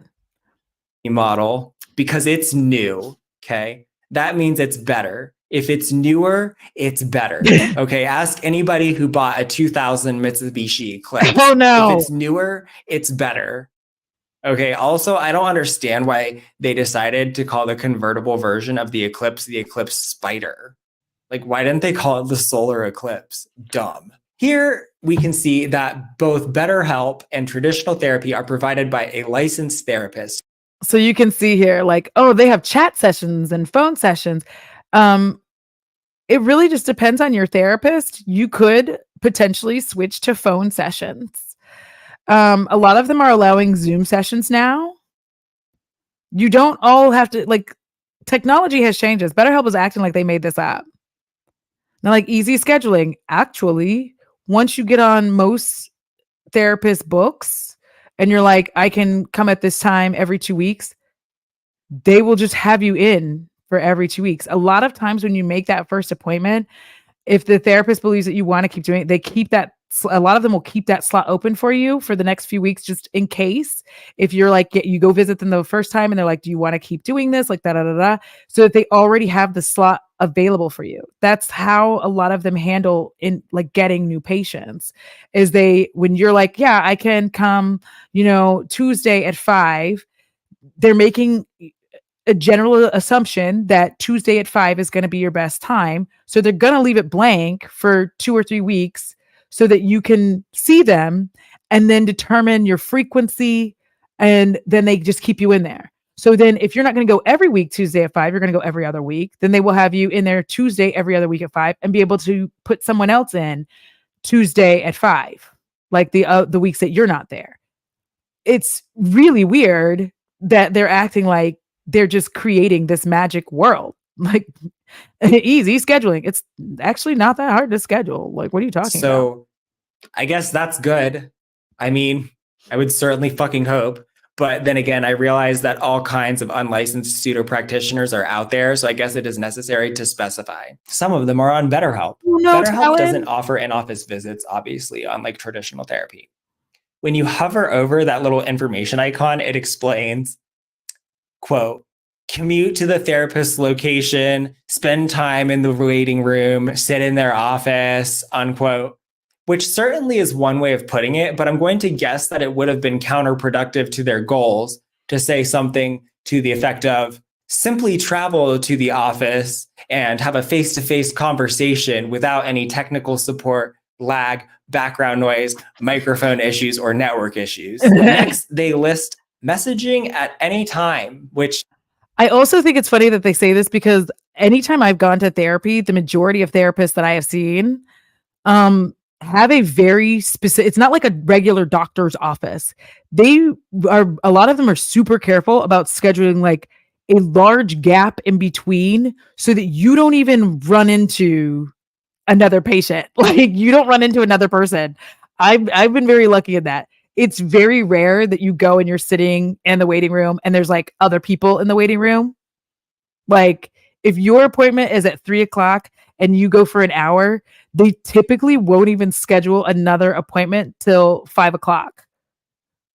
Because one, a lot of therapy doesn't in the US, a lot of therapy doesn't accept insurance. So they're not like hurting for money in that regard. But also they know that most people would not want to go if you're going to like cross with another human being. Like the whole point of therapy for me, I was like, I don't want to see somebody in there because what are you going to say in the waiting room? Nothing. Like, what are you in for? Oh, I have crippling anxiety due to my autism and my ADHD, and I dissociate most of the time, and I need help on being able to like be here in the present with other human beings because I don't like that. It makes me uncomfortable, and that's why I'm jumpy all the time. So it depends on how far I've disassociated from this situation on how jumpy I am. Like if I'm still 50% here, I won't be jumpy if you come up behind me. But as soon as I go to like 51%, I don't know what's happening here anymore. And I'm just like going through my task. And then you come up and you're like, hey, Audra. And I'm like, ah! So, that's my problem. Like nobody's, that's the whole thing. Very few of us want to cross patients and therapists know that. Therapists know that people don't want to just like, shoop. They try to make it so that when you leave, not only that, but they also need downtime from whatever it is that you did so they can like be ready for the next person. So they don't schedule stuff like doctors do where it's like your appointment's at 3, theirs is at 3:15 or hairstylist as well. Trying to, So I'm just saying that like I don't know why they would act like going to the office is so tedious because you have to go there, bitch. Is great. That is a very reasonable expectation. Is it really asking too much of another human being to subject them to every single little thought that pops into your head as soon as it comes to you 24 hours a day? You can't do that with traditional therapy. What are you supposed to do in that case? Write it down and bring it up at your next session after you've had some time to think about it for a while? I mean, that's crazy. Listen, it is 3 a.m. and I'm fairly certain that going to high school as a gay teenager in Appalachia has caused me to consider unattainability as a proxy for sexual attractiveness. Damn it, where's my therapist? This is very important and extremely urgent. Am I the only one who thinks this is an insane thing to offer? You are not, sir. Are therapists not also human beings with their own lives who might not like to be working 24/7? I don't know. Then it lists chat, phone, and video sessions, all of which sound like my worst nightmare. Same. But I realize that I'm not most people. And I can't imagine that a chat session would be terribly effective in the first place. It is not. Also says it has easy scheduling. I mean, many traditional therapists have scheduling the exact same way as BetterHelp, but whatever. The next feature is digital worksheets, which it claims to have, unlike traditional therapy. I guess because in traditional therapy, they would actually give you like a paper worksheet. I don't even get that. I quite literally don't even get why they would have that as a list. Like, I'm like, a lot of therapists encourage you to get a notebook and like write out your thoughts and like work through things because a therapist's job is to help you work through they don't fix it for you. That's the thing. They don't just fix it for you. Their goal is to help you work through this issue in a way that doesn't cause you additional harm and or stress and get you to an understanding where you're more comfortable and confident in living your life. And also to where you may not have to have weekly sessions. You can switch to bi-weekly and then, monthly, to where you're able to focus and function in your life in ways that are healthy. Like it just I BetterHelp is such a weird thing. I've never understood it. I don't know. Do they think that a digital worksheet is better than a paper They do. one? I will take a paper one any day. I mean, weird flex, but okay. BetterHelp says they have group sessions, and then they put a mysterious question mark as to whether traditional in-office therapy could possibly have group sessions. Maybe what they mean by that is that not every therapist's office is going to have group sessions, Which but no. some do. Except by that logic, since not every BetterHelp therapist does. Fun fact, most of us who have been to the Grippy Stock Farm know that most group therapy sessions are had there. You rarely have them outside of the Grippy Stock Farm. And even then, it's a little awkward. You're like, I don't want to talk about this with a bunch of people in here. Thank you. Awkward. Can I just not, I don't even want to talk about this on a good day with just you. And I certainly don't want to talk about with these strangers that I've just met in here in the Grippy Stock Farm.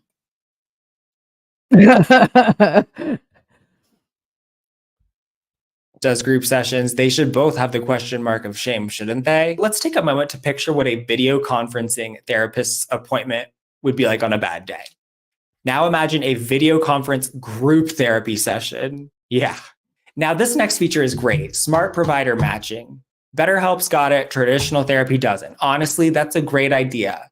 Makes me think that maybe, in the traditional therapy universe, they should stop using dice to assign therapists to patients. And it's easy to switch providers. I'm not sure this is necessarily the best thing, though, because therapy can take many sessions to really be effective. And if you're constantly switching providers, that's going to make it take even longer to become effective. And having it be super easy to switch providers is going to make you more likely to switch for silly reasons.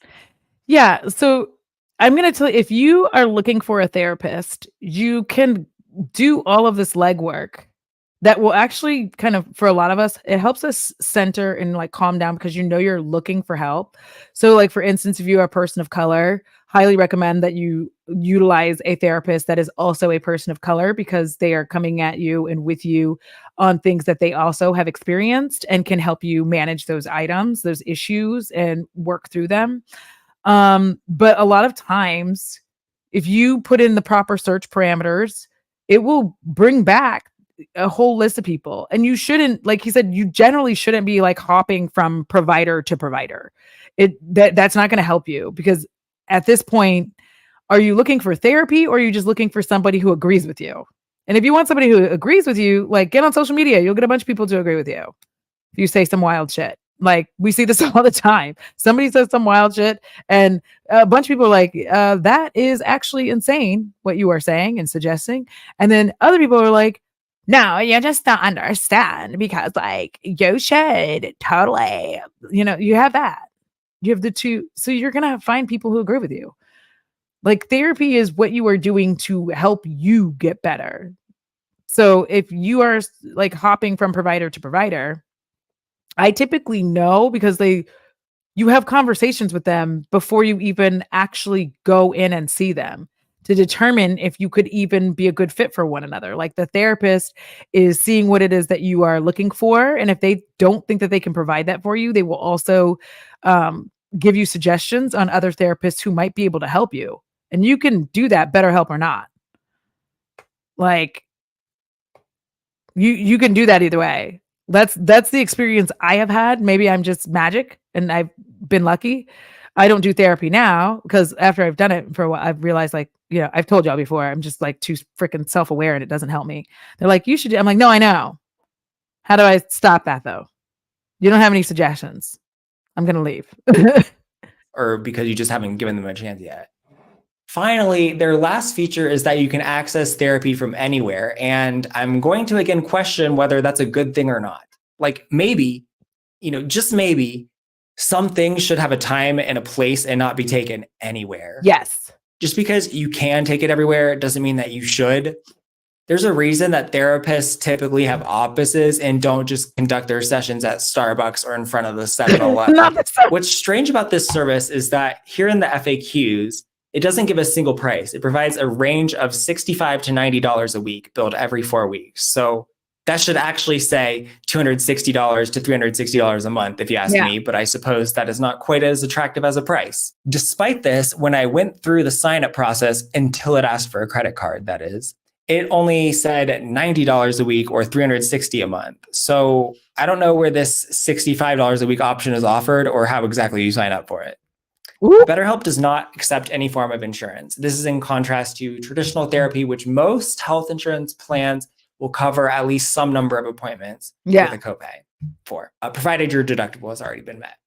And they do. I say this as most of them might accept insurance on your first visit, but a lot of therapists don't accept the insurance. And this is just from my experience. I'm not negating him. I'm saying the reason that I have found that a lot of therapists don't accept insurance at all is because if you can't afford to pay out of pocket, they do not like that they cannot see you anymore. That is more harmful to a lot of people than good. So it would be harmful for you if your insurance would cover like say 5 sessions. And so you only have to pay like $30 or whatever. And then you have to go up to whatever the therapist actually, or your provider, like whatever they actually charge. A lot of people can't afford to do that. And so it actually makes it more harmful because you were working through things. Now you quit. And you're not going to go to therapy again until maybe the next year where your provider will cover another 5 sessions. So what a lot of therapists do is find a price point that is actually comfortable for you to pay. If you could pay $65 a session, then that is what they charge you. Like they know what they can and cannot do, but they'll be like, okay, $65 a session is what you can afford, then we'll do $65. And they'll work through because they know that if you can afford the $65, you will be more likely to continue doing sessions, working through things and getting better than you would if your insurance covers and you're only paying $30 and then you have to pay whatever it is that they actually charge you. They don't want to have to try to do those negotiations after the fact because a lot of people will be like, well, I can't afford anything other than the $30 that I was paying. So yikes. So yeah, I think that's what happened to me. As a unfortunate American citizen, the greatest country in the world, that is how it worked for me. I'm not saying it works that way for everyone, but yeah. So Virtual Lamb brought this up too. They also mean because they don't take insurance, you don't have to worry about visit limitations. Many insurance plans only cover 1 new patient appointment per year. Yeah. And so like that has become a big thing in the world of therapy. It's just even being able to find somebody who will take insurance. They're not going to take it the whole time. And as Dark Angel was saying, that's why I think most people do not go. The price is outrageous. And Cindy Lou brought in, Cindy Lou loves glam too. I love that. I feel like you changed it. It used to be something else. Cindy, I see you. Not a therapist, but my mom is. They will also staff your intake appointment with other therapists in the practice to figure out who best to schedule your future sessions with. Yes, because the point of therapy, again, is for you. It's not just for them to like make money and be rich and like do all these things. It's quite literally to help you live and manage your life in a way that is helpful. Like if you go to therapy and they start realizing, hey, you might need some medication, they may even have a psychiatrist that they can be like, hey, you might want to talk to them. Is it psychiatrist or psychologist? One of them does pills, one of them does talk. But like they'll help you get to that point where if you need some medication for your anxiety, they can get somebody to help you with that as well. So it's a 360 approach that they're trying to do. They're not going to just send you for the hell of it, but like it is wild to me, the claims that like that was why I was never really I'd hear BetterHelp and I was just like, that seems awkward, but okay. With BetterHelp, you'd have to pay that entire $360. It's worth noting that this is indeed cheaper than office-based therapy, which, if you are paying for it out of pocket, typically is going to be somewhere around $150 to $180 a session, which would equal out to $900 to $1,080 per month. I do have to wonder, though, with that lower rate of compensation and BetterHelp also taking a cut of it, who are the therapists that are going to end up on BetterHelp? If a therapist could make more money in their own practice or at a group practice, why would they do BetterHelp? Period. It's certainly worth considering what the effect on quality is likely to be. So in Because, babes, you don't want me to be your therapist. Because I'll be over here like, so I was dating a man. Stop right there. That's your problem. I think that you should just stop dating men. Session over. Come back to me when you let me know how it's been since you stopped dating men. If you come back in here next session saying that you started seeing another man, we're going to have to start talking about medication. Like that would, I can't be your therapist. Feel like you need medication because apparently you're unable to stop dating men. And I need you to stop doing that. Thanks. Like, thank you. Thank you, Feffy. Because I'm like, one does pills and one does talk. I've had both, and I can never remember the difference between two. My psychiatrist was like a fun little Indian lady. I loved her so much. Once I got to know her, she was very off-putting when I first met her. But she also, the Grippy Sock place that I went to, the Grippy Sock farm I went to, was also, because this is Texas, and I think this happens in a lot of places because we don't have mental health facilities solo. So they also double as facilities for people who are trying to come off of illegal substances and or legal substances that they're using illegally. So I think she had a difficult time because she was like trying to figure out because before you could get out, you had to have an appointment scheduled. They wouldn't let you leave until you got an appointment scheduled. And so you were like, okay, well, I want to leave. So I guess I got to find somebody. She was very kind once we got there. And she was like, you seem fairly anxious. I think we should up your medication for anxiety. And I was like, nah, girl. Maybe. Which was actually helpful because like when I was mega stressed or had gotten like my anxiety got too high, which I still sometimes I'm like, should I switch back to my medication or nah? I don't know. I haven't decided yet. Okay. 2015, BetterHelp was acquired by telemedicine company Teladoc for the surprisingly modest sum of $4.5 million, although it's more understandable when you put it into the context that BetterHelp at the time of the acquisition was bringing in less than $100,000 in revenue per month or less than $1.2 million annually. However, in 2017, BetterHelp's revenue had risen to $27 million annually. And in 2018, that was up to nearly $60 million. How did they manage to achieve this level of growth so quickly? Oh, you're going to tell me. YouTube. The answer is YouTube. It's one thing to have a creator pretend that a VPN is something very important and something that they totally understand because they'll be making a large amount of money for doing so. But it's something else entirely when the product is mental health services. Not only is the mental health of the viewer being exploited, but also the mental health struggle being used to sell the product. Yes. Motivated by the additional $100 to $200 they'll earn if the viewer signs up for BetterHelp. There's something extremely unethical and just plain icky about that. I mean, is it really that different from having a YouTuber do a sponsored segment for like Cymbalta? And yet, I 100% agree with that. Because listen, Kiara, I think I do need to get back on my SSRIs. I was hesitant to do so for a really long time just because of the fact that I started getting stressed out that if I got back, because when in the US, your insurance is completely dependent on you have like whatever job that you have. And I was in the middle of autistic burnouts and I did not realize that. So it was like moving from like job to job thinking that like the next job would be better.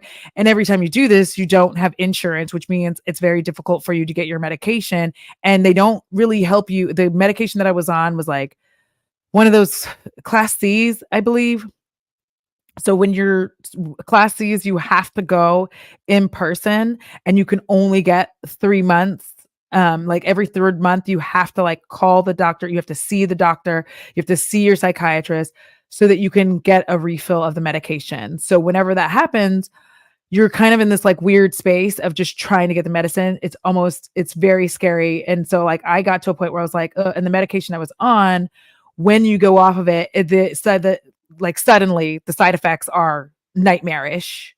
So I just got to a point where I was like, I'm just gonna quit taking it because I can't deal with this up and down of like, oh no, I switched jobs and I don't have insurance. But now I'm stable with my job.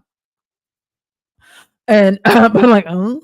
So I think I can get back to it, but I have to go see a psychiatrist again to get my medication. And I'm kind of really far from the one I used to see. So I'm gonna have to find one in the area that I'm in. So yes, they really push BetterHelp. And I really don't like it. I don't, not just because of the things that Mac has brought up. It's just like, I don't, yeah, because of those, because I don't feel comfortable exploiting my mental health to exploit your mental health issues so that I will get paid. Like I don't, and I don't like that it's exploiting the work of mental health professionals and causing their mental health to break down. I think it's disgusting. So I don't like any of that. Like we're sitting here trying to tell people, oh, you should do this. And these people for again, and I'm sure he's going to get into it because he seems super thorough, that these people, a lot of them aren't even licensed therapists. They are not accredited. They're just people, some of them. Which is, I believe, why they were getting sued at one point. Let me know if I'm like losing it. I feel like that was one of the reasons that they were getting sued is because the doctors or therapists weren't licensed and or accredited. They were just like people. And so and I think the other thing was that they were using their data for other shit. Let me know if I'm like losing my mind. Yeah, 3 months. We can't handle more than 28 days for ADHD med hit. Yeah, same here. ADHD meds, I think I don't know if it's switched, but since I was taking them, I had to quit taking them because it just did not work with my autism. And at some point I'll have to figure that situation out. But you have to do so much to like get your medication because what if you're using them illegally? Like, okay, I guess. I'm terrified of taking anything that I can't stop randomly or skip for a few days if I want, except I've put way worse stuff in my body, like a lot. So I don't know. Listen, I have too, but there's something about taking a medication that helps you to be calm and stable. And then the fear of like losing that medication that completely, I understand what you're saying because like it is really, really scary. Because you just know that you're going to go through like really bad withdrawals. That is not even close to the worst part of this story. On July 7th, 2023, the FTC, that's the Federal Trade Commission for the United States, issued a complaint against BetterHelp for some alarmingly serious privacy violations going back years. Yeah. Let's go through that complaint. I have the complaint printed out here. I'm going to try to like summarize a little bit and hit the key points. But yeah, I'm just going to go straight through this. So first, it gives background about BetterHelp. And it points out that they have had their primary site, BetterHelp, since 2013. And then in 2017, they also opened up a site called Faithful Counseling, which is aimed at Christian users. And in August of 2017, they unveiled Pride Counseling as another site, which caters to LGBT users. And they're going to be calling all of those collectively the multi-sites in this complaint. So they point out that users pay $60 to $90 a week for counseling through the service. To sign up for the service and become a paying user, an individual visiting one of the multi-sites must fill out a questionnaire answering detailed questions about the visitor's mental health. Upon completing the intake questionnaire, a visitor is prompted to create an account for the service by entering the visitor's name or nickname, email address, phone number, and emergency contact information. The visitor is then asked to enter credit card information to become a paying user. The respondent then utilizes the user's responses to the intake questionnaire to match the user with one of the respondent's more than 25,000 licensed therapists. Respondents' therapists provide users with mental health therapy via video conferencing, text messaging, live chat, and audio calls. Respondents' primary website and app, BetterHelp, has seen explosive growth over the last few years, adding 118,000 US users in 2018, 158,000 in 2019, and over 641,000 in 2020. Okay, since its inception, just a quick note. Notice that explosion in 2020. What happened in 2020? We all know, right? We all know what happened. We all know.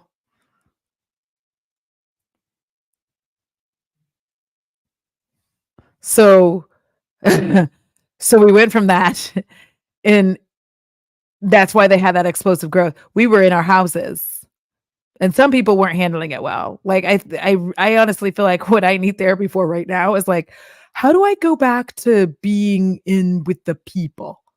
I don't like that. Yeah, we didn't have access to in-person therapy in 2020. And it is very frustrating when you're trying to get help and then having all this difficulty because, like, in Texas right now, it's so difficult to even just see a doctor because you want to see a doctor, but you can't see a doctor, just like a regular doctor, because they're not taking new patients. And the number one problem for this is actually insurance, like, because we don't actually have a free market healthcare system that allows you to be able to see a doctor and like whatnot. Insurance, because of how poorly it pays and how it just basically incentivizes a lot of doctors to see their patient for 3.5 seconds and then have their PA do all of the work. And they're not getting paid doctor pay, they're getting paid PA pay. So they end up having to see and squish loads of patients in a short window of time. And because of that, psychiatrists have to do it as well. Like my psychiatrist, one of the worst things was that her office would be packed every day. And we're all like that, like looking at each other, like, and then just trying not to look at each other, being like, what are you here for? What's going on? Packed to the hilt because it was all like she took insurance. So that's the difference. That's why, like, that is why when you go to a therapist's office, more often than not, you don't have that loop. Because they're not taking insurance, they don't have to pack their patients in. And so you can feel comfortable and confident that when you go into the office, like, yes, they have a waiting room, but typically in all the times I've gone, I never saw another person like sitting in the waiting room. Like I would maybe see them walking out or whatever. I didn't really think about it because a lot of these buildings weren't just like their office. It was like multiple, providers sharing a building. So like, yeah, I I can't deal with this. This is horrible. America is wild. Margot, thank you so much for sticking around. Like this is really, really fascinating because I have seen people do videos on BetterHelp, but they are doing too much for me. Which I know sounds terrible, but they're like going into so much detail that I don't know. They're just not, I don't know. Mac's giving me the sarcasm and the fun that I need to go with this information. I know it's terrible information, but I need it to be digested to me in a way that I can take in. And I think he's doing it. BetterHelp has signed up over 2 million users, and today it has over 374,000 active users in the United States. As a result, Respondent earned $345 million in revenue in 2020 and over $720 million in revenue in 2021. In 2017, the Receiving Authority over its use of Facebook's advertising services to a junior marketing analyst who was a recent college graduate, had never worked in marketing, and had no experience and little training in safeguarding consumers' health information when using that information for advertising. In doing so, Respondent gave the junior marketing analyst carte blanche to decide which visitors and users' health information to upload to Facebook and how to use that information. No. This same individual, who now holds the title Senior Marketing Analyst, continues to oversee Respondent's use of Facebook's advertising tools. Respondent provided this marketing analyst with little training on how to protect visitors and users' health information and connected with advertising until 2021. In fact, Respondent has purported to provide privacy training to its employees since 2015, but it was not until 2021 that Respondent gave them any training specific to its business or advertising. In connection with the advertisement and sale of the service, Respondent has disseminated or caused to be disseminated false and deceptive statements about its use and disclosure of consumers' health information. Respondent also disseminated or caused to be disseminated misleading and deceptive representations regarding its compliance with federal health privacy laws. Visitors and users relied on these representations and were misled as a result. Oh my God. So here are the deceptive statements about privacy on their It is website. worse, Feffy. Upon arriving at any of the multi-sites, a visitor is immediately prompted to begin the intake questionnaire. For example, on the BetterHelp website, a visitor begins the intake questionnaire by selecting whether he or she is looking for individual, couples, or teen therapy as is shown. After making a selection, the visitor is ushered through the intake questionnaire, which asks an array of questions. For many visitors, these questions include whether the visitor is experiencing overwhelming sadness, grief, or depression, whether the visitor has been having thoughts that the visitor would be better off dead or hurting yourself in some way, whether the visitor is currently taking any medication, whether the visitor has problems or worries about intimacy, or whether the visitor has previously been in therapy. The intake questionnaire also asks whether the visitor identifies as a member of the Christian faith, shuttling such individuals to faithful counseling. Similarly, the intake questionnaire takes those who identify as members of the LGBTQ community to Pride counseling. And Respondent ushers teenagers to teen counseling, where teenage visitors provide their responses to the intake questionnaire before Respondent obtains parental consent. Before Respondent obtains parental consent. It's not good. Asking them questions before they have consent. It's cool. It's great. Respondent has included privacy assurances throughout the intake questionnaire. Until November 2021, each multi-site displayed a banner at the top of each question explaining that the respondent is merely asking for some general and anonymous background information about you and the issues you'd like to deal with in online therapy. So that the visitor can be matched with the most suitable therapist for you. As visitors proceeded through the intake questionnaire, Respondent includes additional periodic privacy assurances. From at least August of 2017 to December of 2020, when a visitor reached the question as to whether the visitor was taking medication, the visitor was shown the statement, "Rest assured, any information provided in this questionnaire will stay private between you and your counselor." In December of 2020, Respondent changed the statement to read, "Rest assured, this information will stay private between you and your counselor." And in January of 2021, Respondent changed it again to state, "Rest assured, your health information will stay private between you and your counselor." In October of 2021, Respondent removed this representation altogether. Not LOL, After never mind. being presented with these repeated promises of privacy, millions of visitors, including those that became users, filled out the intake questionnaire and shared their health information with the respondent. Despite the aforementioned assurances of privacy, Respondent disclosed visitors and users' intake questionnaire responses, as well as their email addresses and IP addresses, to Facebook for advertising purposes, as well as for Facebook's own purposes. Oh my God. No. I got like weird goosebumps because that's fucked up. Oh my God. You're literally trying to get help. You think that these people are going to help you, and they are using your information, selling it to Facebook so Facebook can advertise to you. This is one of the reasons why, like, I have always thought and will continue to think that is really fucked up that in the US that we are allowed to advertise for prescription medication. It is absolutely disgusting and should not be allowed. Because half of the time, why am I going to my doctor and being like, I think that I should take this because I might have restless leg syndrome? What? And I know that that's real, by the way. I'm not making fun of restless leg syndrome. I'm saying, why are you telling your doctor what you should be taking?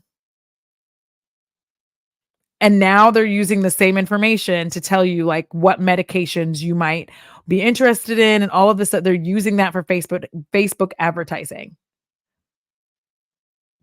HIPAA is not your fault writing it that way. I promise you your autocorrect is like trying to force you to do it a different way.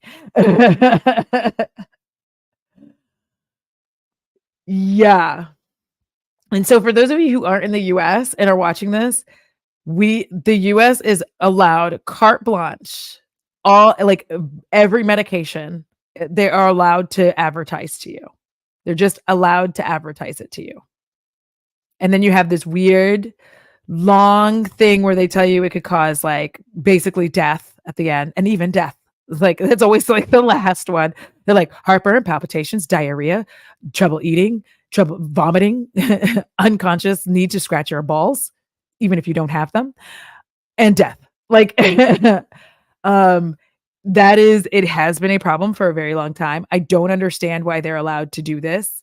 I really feel like that is something, no, I know that is something that should stop.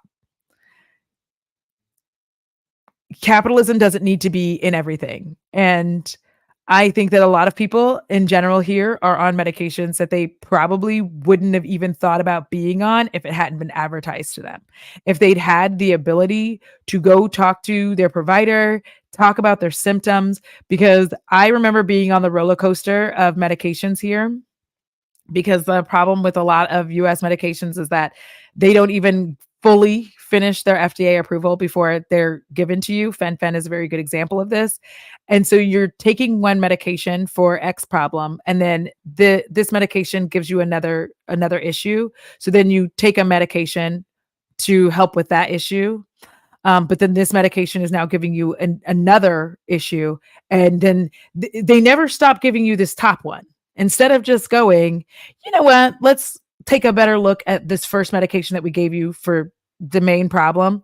They just keep adding and adding and adding. And next thing you know, you just have like a drawer full of pills. And you're just like, okay, well, what I wanted, I had anxiety. I'm not sure how I got from anxiety to like all of these other medications, but I'm here now and I'd like to bring this down. I would like to get in a world where I am literally not like on 17 medications because of the one medication I started. It's just really weird here. Yeah, our healthcare system is only about making money. It really is. They don't care about us. They care about making money. And that's why they advertise to us the way that they do. And that is why instead of you having a doctor who quite literally just says like, "Hey, let's start at the top. This medication I gave you is making you short of breath. Let's look at like why that might happen." Like they don't even send you to another doctor to like see what's going on with you physically before doing anything. They just kind of keep going until you just have this wild just docket of medication, you know? Like a lot of people on ADHD medications here in the US are often on like something to calm you or like a blood pressure medication, because it does for a lot of us still, even though it's working brain wise, it's still causing our hearts to like, and I already have that problem. So like, yikes. I literally can't believe this. This is, I mean, I knew They it was bad. promised all this privacy about this intake questionnaire, and then they just fucking shared it to Facebook for advertising and for Facebook's own purposes.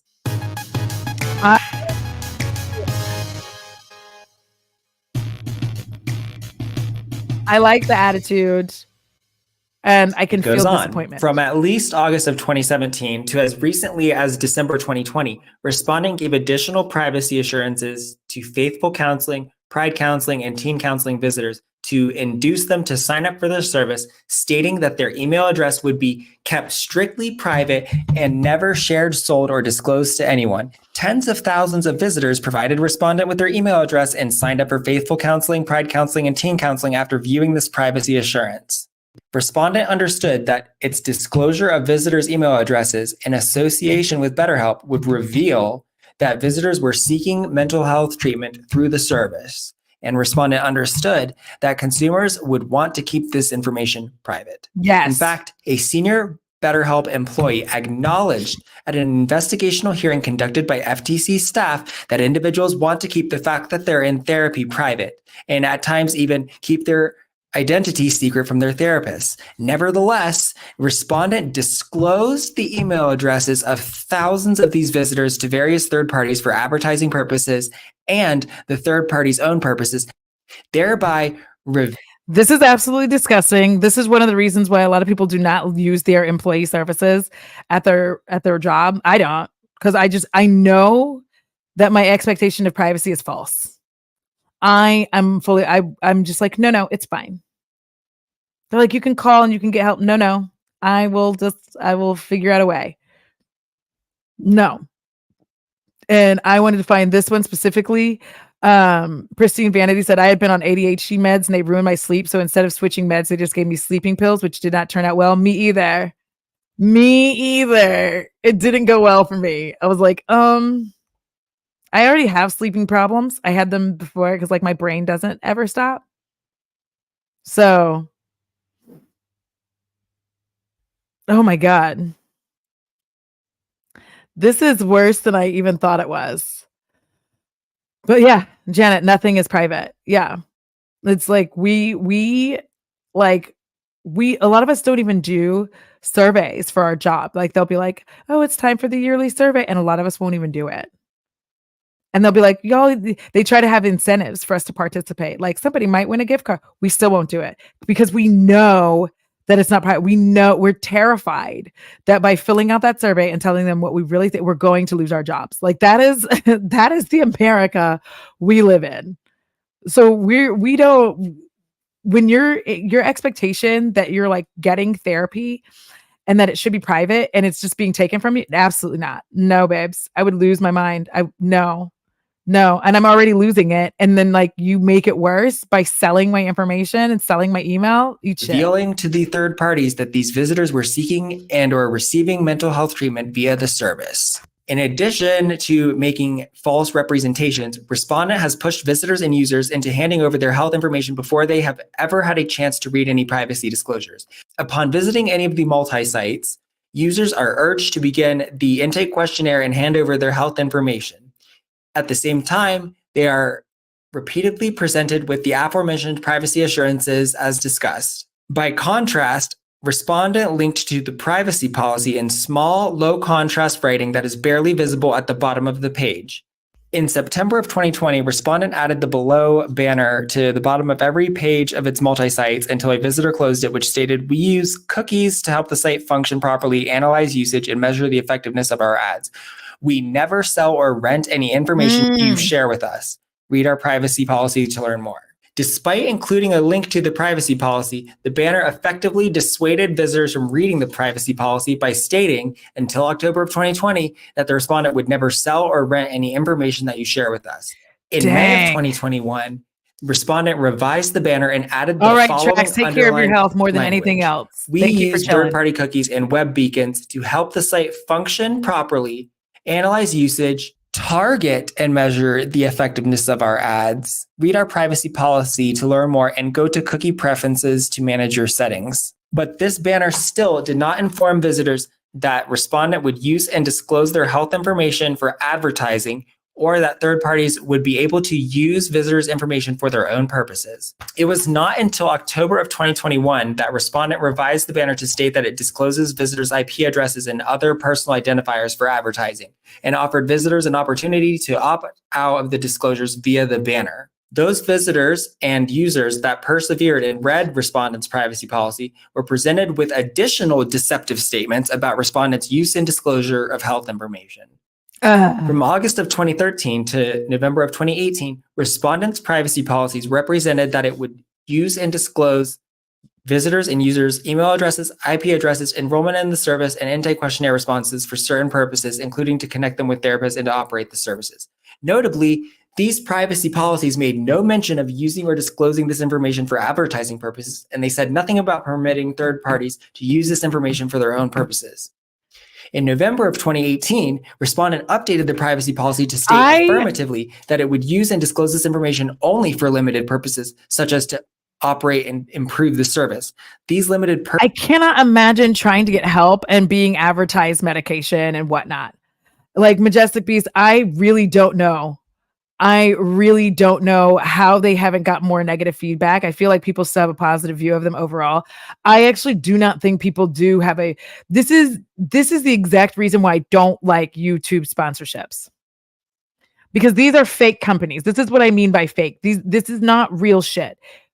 Because if you go back to where he was showing, where Mac was showing us the huge jump in how much money they made and how many users they had in 2020, it's directly due to them utilizing YouTube marketing, because otherwise it's just like this random fake company. I feel like the majority of YouTube sponsorships are fake companies, and I mean fake, not like fake news or whatever, but I mean like these are things that the average everyday person has never heard of.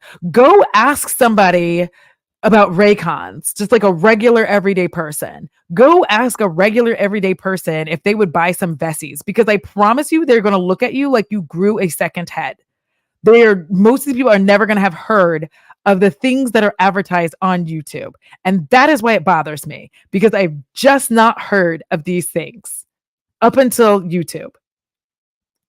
And that is one of the things that always like gave me like the ick, right? Like Hello Chef, Home Chef, like I'd heard of them before YouTube. So in that regard, they were like companies that actually existed, albeit, the things, the union busting and all that stuff. But the majority of this stuff are things that I have never in my life considered using or purchasing. Like ever. I'd never heard of the companies. I had never seen them before. And it's why I just keep being like, I really only want, that's why I'm like, I only want to do sponsorships for booze, because I'm like, at least it's real. At least it's something people will go and see. Topo Chico, at least people know that this exists in a store and they can go buy water. And like, if you're a person who doesn't like water, but you'll have it with like, it's in a glass bottle and that's actually recyclable. Yay.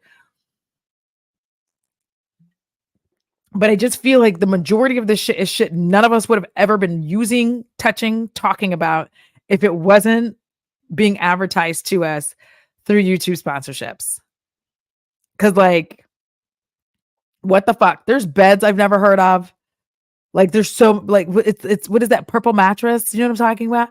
Like there's so much stuff I've never heard of until YouTube sponsorships. Like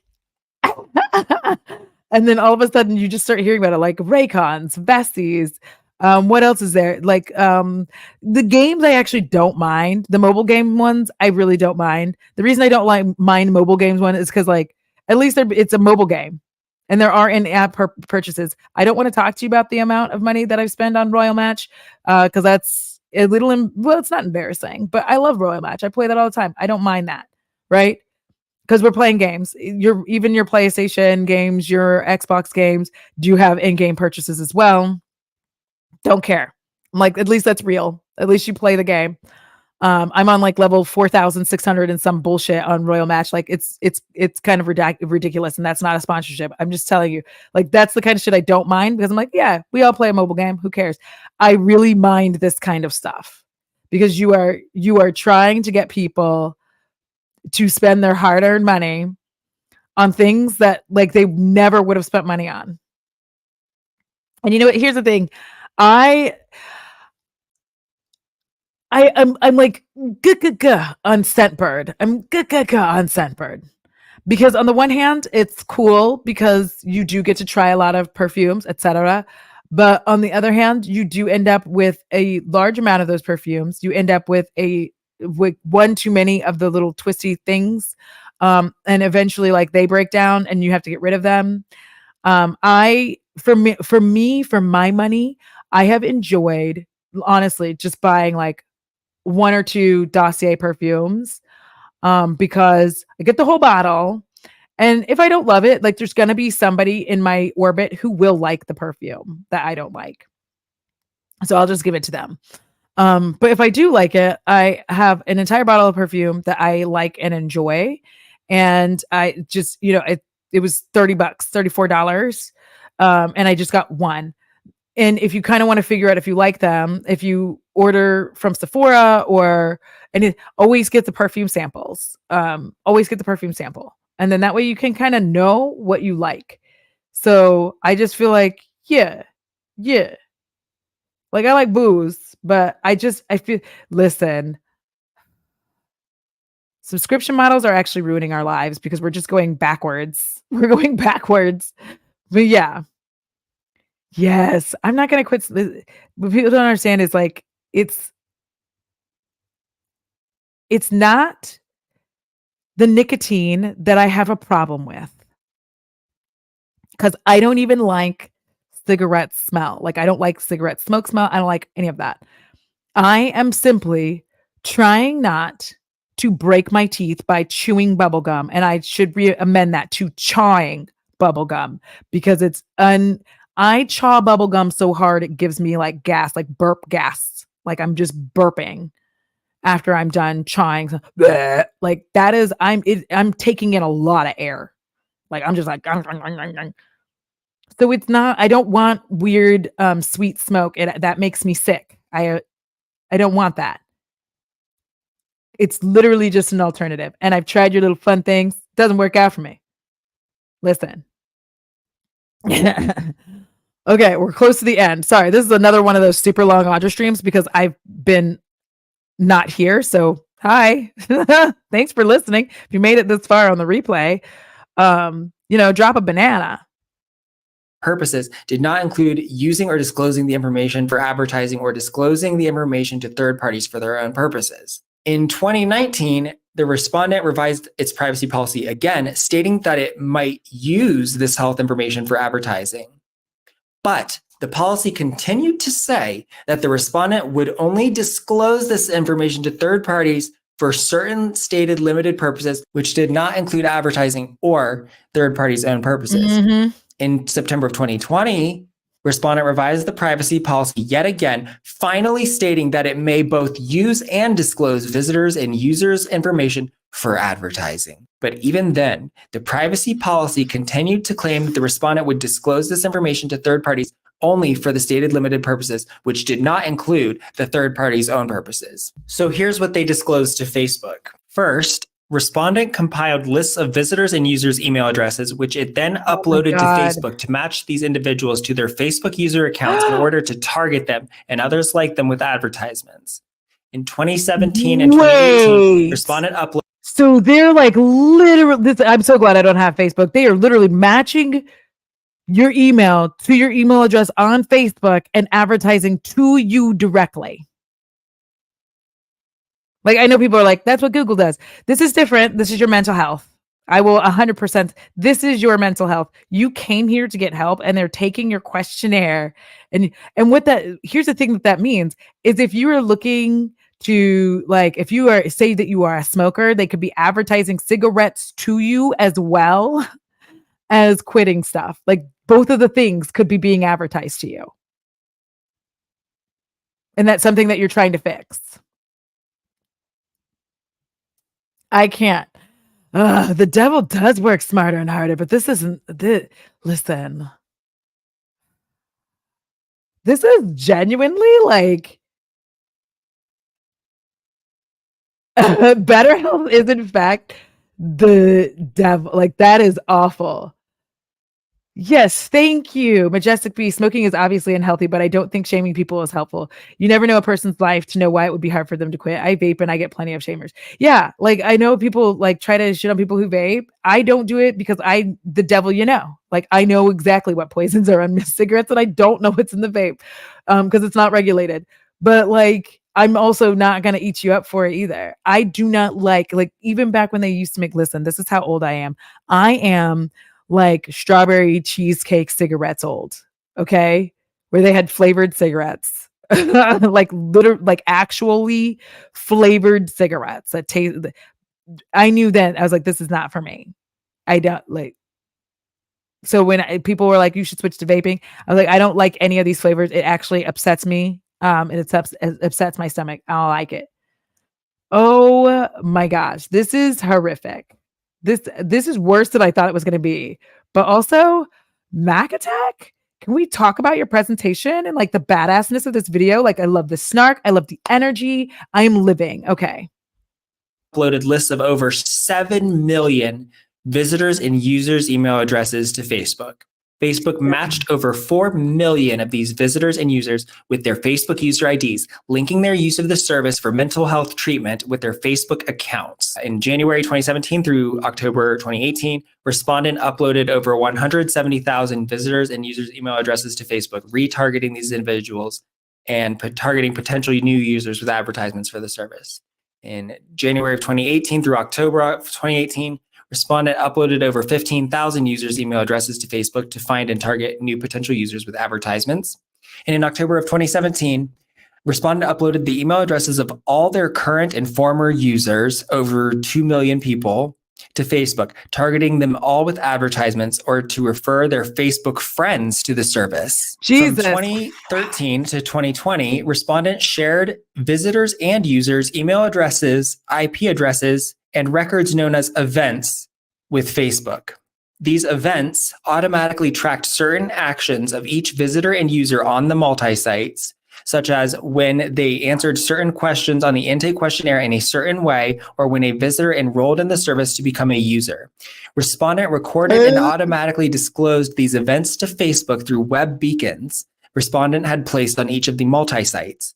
Respondent disclosed visitors and users' IP addresses, I can't. email addresses, and or other persistent identifiers to Facebook alongside the events so that Facebook could match the information with the visitors and users' Facebook accounts for advertising. Several examples are listed. In January of 2018, Respondent disclosed... This is what, like, I don't have Facebook. I know I have Instagram, which it is what it is. I don't have Facebook. I got rid of it right before George Floyd. I'm really glad that I did. I got rid of it because I started noticing like too much incel activity on my Facebook. And I was just like, this is enough. Like, I can't. Also, I was finding myself getting into one of those like weird meme things where I would be like, thick thighs save lives, bitches. And I hate to be the bearer of bad news to my own self and burn my own, so my thighs aren't saving anything. My thighs are like this big around. They're not going to save anything. I don't know why. That's body dysmorphia is thinking that you have thick thighs, and my cell phone is definitely going in the toilet if I am just like, it's probably not now because like now they're like big bricks, but when you had the thin skinny one, like it was sliding right in between. It was going to be not a good thing. Yeah. So I realized fairly low because I can quit smoking. Like I quit smoking. It's not the nicotine that I'm after. It is the actual act of keeping my mouth like from wanting to chew. That is what I'm doing. I mean, I'm talking, I'm chewing gum, I'm smoking a cigarette. Like these are the things I'm doing. Or I'm eating food, obviously. I can't like when we're done with this, I'm about to go downstairs and eat the hell out of some ribs. So Margot, that's the thing. They are adding to mental health issues because also if you had the service, you didn't like it and they're still trying to advertise to you, and especially if you had a terrible experience, no, set them on fire, love. All right. Facebook that over 70,000 visitors had signed up for accounts but had not become paying users through an event denoting as much in order to retarget them with advertisements for the service. In November of 2018 through March of 2020, the Respondent disclosed to Facebook over 1.5 million users and visitors' previous therapy gathered through their affirmative responses to the intake questionnaire question, have you been in counseling or therapy before, to retarget the visitors with advertisements and optimize Respondent's advertisements. In October 2018 through November of 2020, Respondent used and shared over 3.5 million visitors and users' good or fair financial status gathered through the intake questionnaire with Facebook to optimize Respondent's advertisements and to find potential new users and target them with advertisements. January through December of 2020, Respondent shared with Facebook the fact that over 180,000 HelloFresh will never leave you alone. HelloFresh will never leave you alone. They're gonna hold on until the end. I know context. Thank you. I don't know I don't know how these aren't HIPAA violations. Because like my job right now could not contact my doctor and ask questions unless I had signed off on that happening. And even then, it's very specific. Like, even if you are going in, like, what is that, workman's comp? Even if you do that, there's only like they can only disclose information relating directly to your energy, like your injury. Words again.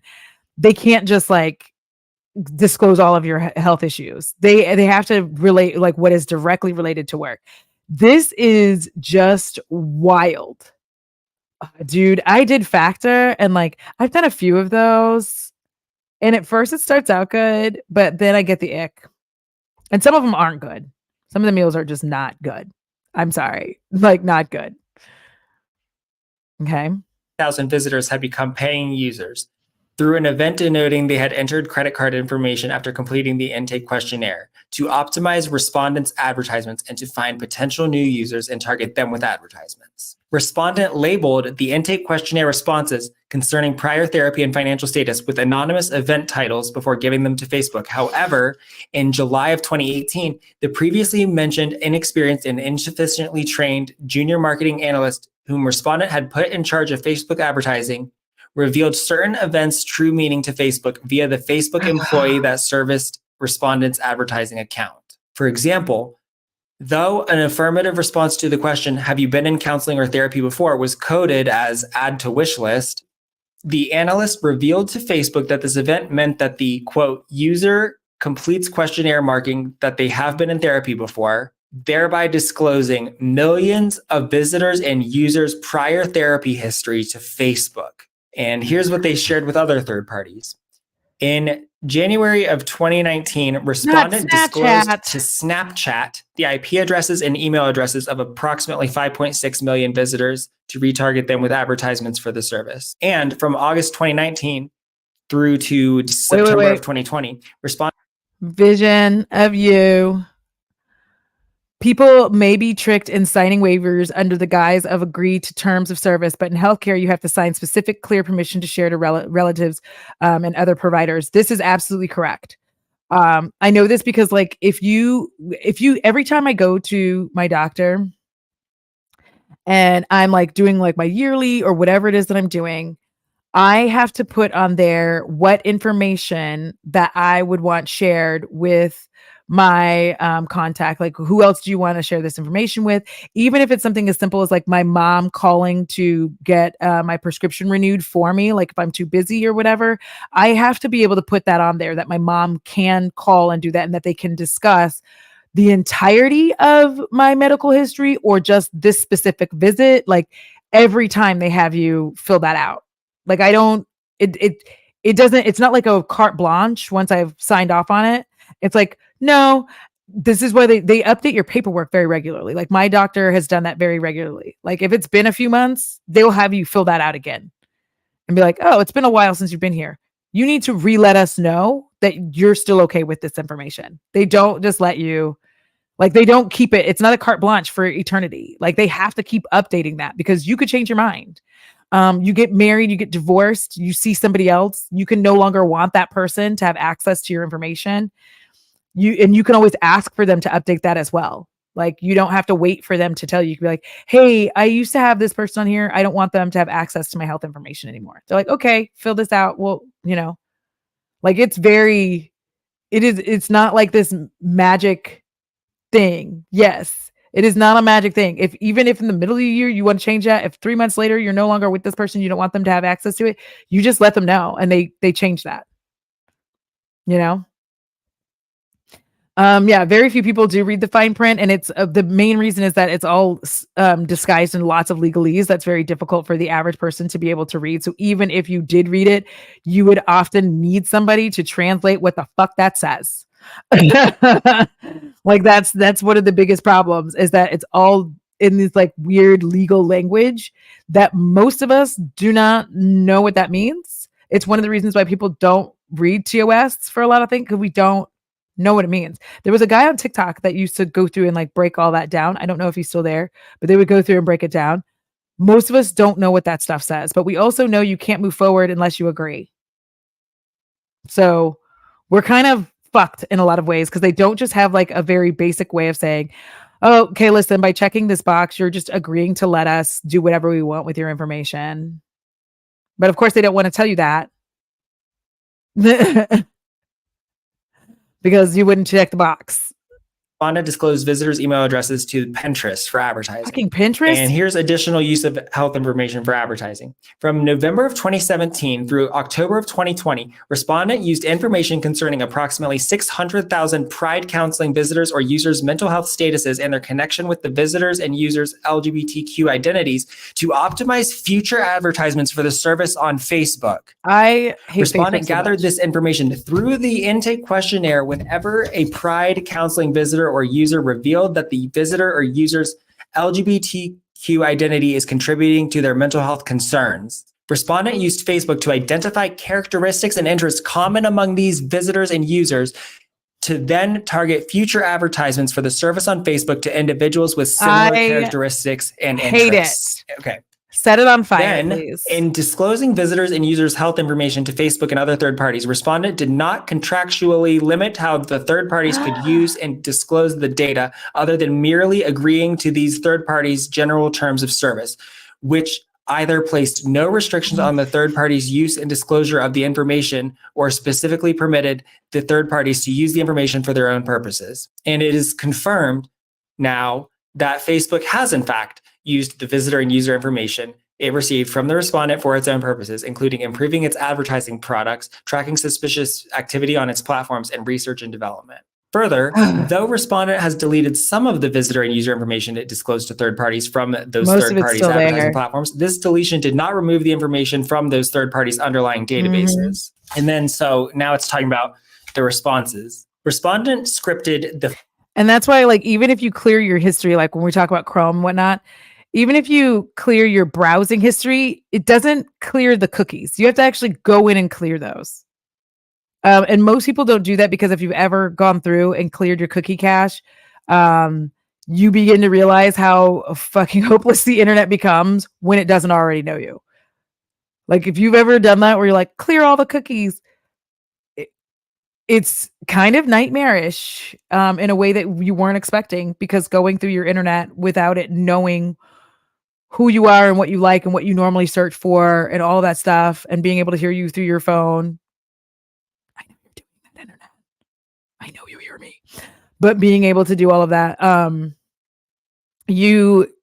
it's a weird experience. It's like, imagine when you get on Google without any login, without any of your stuff, and you just get on Google, you get on Microsoft, whatever it is that you get on without any of your login. It's like this weird blank slate, and you're like, how come you don't know who I am? It's a little bit awkward. But yeah. This is, I can't.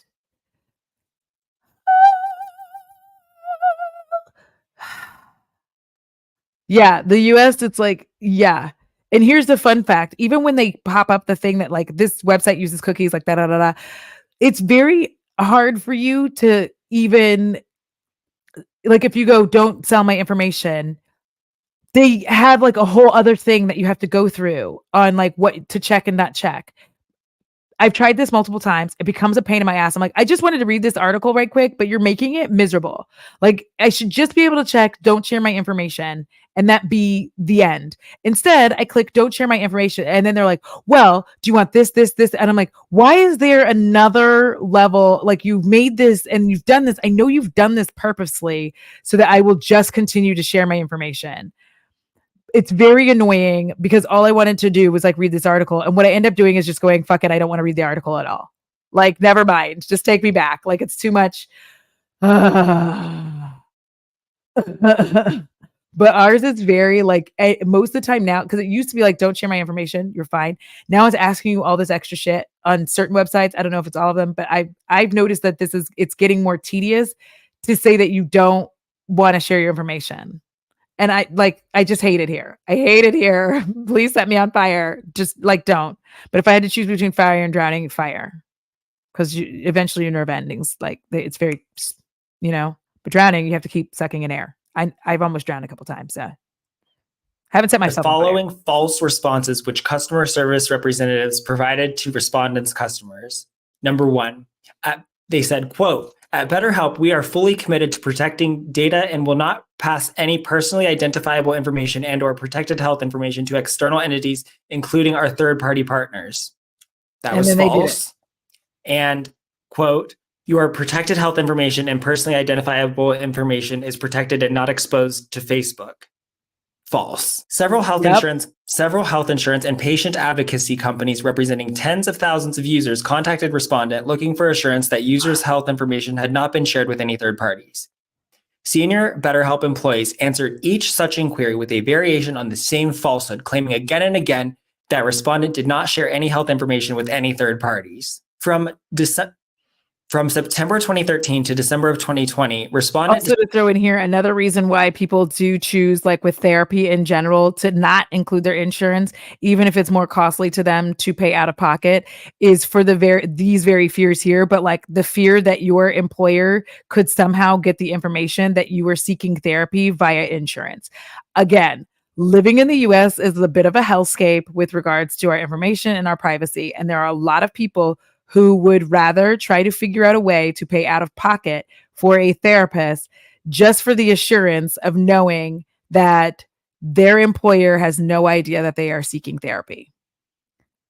Like that's how much our information is like data mined here, to the point that people are like, I would rather try to find a way, even if it's like, if I can only afford $80 and the therapist is kind enough to take that $30 or that $80 per session, and it's like, well, that we can only do like 2 sessions a month for that, and you're like, that's fine. Do all of that just to ensure that your employer absolutely will not know that you are in therapy. Like that's what we are. Just as a side note, which is why that makes this even worse, because one of the biggest reasons that people are trying to ensure that their information is private isn't just about the advertising aspect of it, although this is absolutely disgusting. It's also about ensuring that friends, family, your job, like your employer doesn't know that you are in therapy. That's the point. Like that is the point. Displayed seals in proximity to seals provided by third parties to the respondent, implying respondents' purported compliance with HIPAA, a law that only contains one P in the acronym, okay? It is HIPAA. Okay, it is Health Insurance Portability and Accountability Act.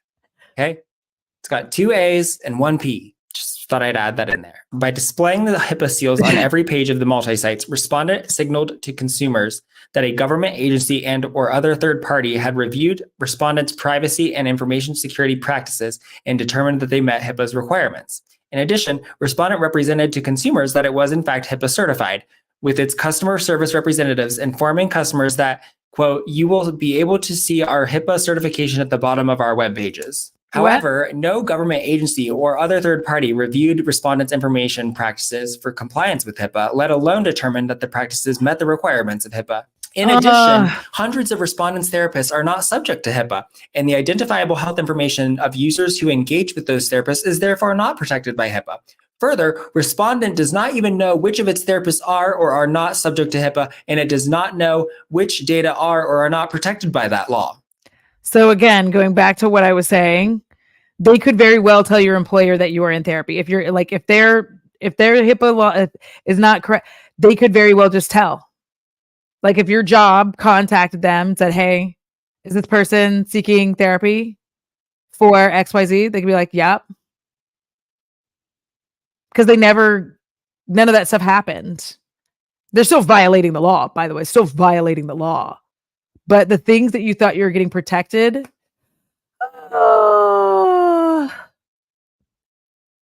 yes, no, I know that they are protected.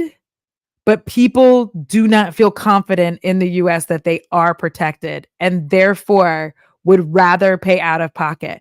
We have been pushed so far to distrust our entire medical system in general that a lot of people would prefer to just ensure that under zero circumstances could their employer ever find out. because the things that they just did here with BetterHelp, where people thought, like, not saying that they would, but the things that they just did here with BetterHelp is the exact thing that people are terrified of. Is like having your information utilized against you, your mental health information. That right there, Virtual Lamb. People can use that info against you in so many other ways other than firing. Yes. Like people can use and have used this kind of information to, like, for lack of a better word, gaslight people, to drive them further into a mental distress. Like this information, somebody knowing about things with regards to your mental health is very dangerous for you, because they can use, like, if you were somebody who was seeking therapy because you have a shopping addiction and they know that you're financially mostly stable, Facebook could be using this to advertise items that you would want to purchase to you, not just better health, but items that you would like to buy. So they are enhancing and enabling your addiction to shopping by using your ability to try to get help for that very problem. It's getting a little snarky. In December of 2020, after receiving a civil investigative demand from the commission, respondent removed the HIPAA seals from the multi-sites. Outrageous. And so as a result, this is the final decision in order. And among other things, it requires that BetterHelp pay a $7.8 million fine to the commission. And it bans them from using that type of information for advertising and requires them to do a bunch of compliance stuff. And that's why you probably shouldn't use BetterHelp. And thank you. That's why you shouldn't take sponsorships from BetterHelp. Because that's pretty outrageous, pretty shocking. I really don't have anything to add to that. I had no idea how bad that was. I did not either. I guess I just didn't imagine that it would be as egregious as it was. It's pretty horrifying. And yeah, unless you really go through this document and look at each count against them, you kind of don't realize how insanely horrible their privacy. I was making sure the music was coming from there because I was like, where is that sound coming from? Am I losing it? I'm not. Practices were and what they were just selling. Although honestly, this type of thing is more common than you might expect, unfortunately. You are correct. This video is not sponsored by BetterHelp. I've been Mac. Peace out. Bye! Mac, you're amazing. I love you so much. Oh my God, and you play some punk rock? I'm living. Y'all, so the video, first of all, is linked in the description so you can watch it without me chatting and just being able to enjoy it. I like this because it's not just these sponsorships that Mac spoke about. Like I said before, I find it odd and strange, in my opinion, that we are very consistently platforming businesses and companies that solely exist in the YouTube sphere. That if you were to talk about a lot of these companies to people outside of YouTube, people who don't watch YouTube, they wouldn't know what the fuck you're talking about. They would not have heard of this company.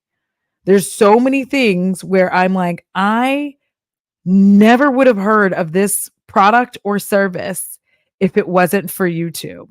It's not the same as me seeing a Long John Silver's commercial or me seeing a Joe's Crab Shack commercial. Can you tell I want some crab legs? Some fish? It's not the same because I'm getting a service that exists. That's real. I'm going to get some crab legs. It's going to be delicious. I'm going to have a nice time. Then when you're selling me hope that I can get some help for my mental health crises, when you're selling me this idea that like buying HelloFresh as a meal is like a great idea, when you're selling me Vessies, when you're selling me Raycons, you can get really good noise canceling headphones on Amazon for $30, if that, depending on what it is you're looking for. You can get some some nice waterproof shoes, or hiking boots. $100 probably. There's coupons that you can get them fairly inexpensive for. you go look at this shit and it's or who don't listen to podcasts, you're correct. You can go look at this shit and you're just like, why the fuck does this exist? Like I feel like these are like weird made up companies that should be in a GTA game, like, or my Cyberpunk 2077. Like, that is where a lot of these companies should exist. They should not exist IRL. It's absolutely mind-boggling to me that we continue to wrap these things. And that's why I'm like, I will do a sponsorship for companies that are real, that exist. I will do booze because booze exists. I will do Topo Chico because it's real. Like, I drink this. I can tell you, I think it's good. It doesn't go flat as well. I don't like it in the plastic bottle, to be honest. I don't like, if you have to get it in the plastic bottle, okay, get it in the glass one because it doesn't go flat as easy and it's just more delicious and it's better for the environment. Glass is actually recyclable. But I don't want to do these like really weird, subscription based, not Shoe Dazzle, not Scentbird. Like, I like Scentbird to a degree. But I also feel like I don't love recommending any subscription based service to most people because as a neurodivergent person with a terrible memory, I find that I inadvertently get sucked into these subscriptions for a long time. Also, one of the things about HelloFresh, even if you weren't put off by any of the other things that went through, is that in order to get the deal that they normally have, you typically have to buy several boxes. It's not like they're like, oh, save $80 off of, no. You have to get multiples, and they're saving you like maybe $20 off each box. So you had to get 4 boxes to save $80.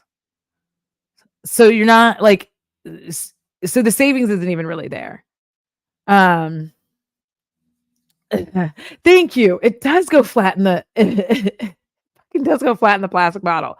It goes flat as shit in the pot. Like, if you don't chug it, it just goes really flat. It's not good.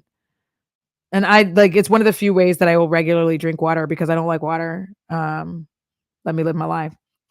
Yeah, I want people to have money, but I don't want the shitty corporations to have any money. And I also don't want you to debase yourself doing this shit. I think you're better than that. Like, a lot of these, I also use HelloFresh. Hello, I am a mark. Listen, most of us are, though, because here's the thing. Especially back in the day, I could understand creators not really doing the research to find out because you get excited and this is their full-time career, like, et cetera, et cetera. But today I don't know how you could be very consistently using and like advertising for these products that have shown on a regular basis that they are morally bankrupt. So on that note, I do have to eat, and this has been an almost 3-hour long stream. I think I'm going to go watch some more of Mac's videos just to see how fabulous they are, because the information that they presented was done so well. I love the snark. I love the attitude. I love that I was able to follow everything very easily because I normally just flip off very quickly. I did lose a little bit there in the legalese jargon part because I said I would. Really, I was like, this is why we don't read, most of us don't read the service agreement and the terms of service, because once it starts getting to the legal jargon, we're like,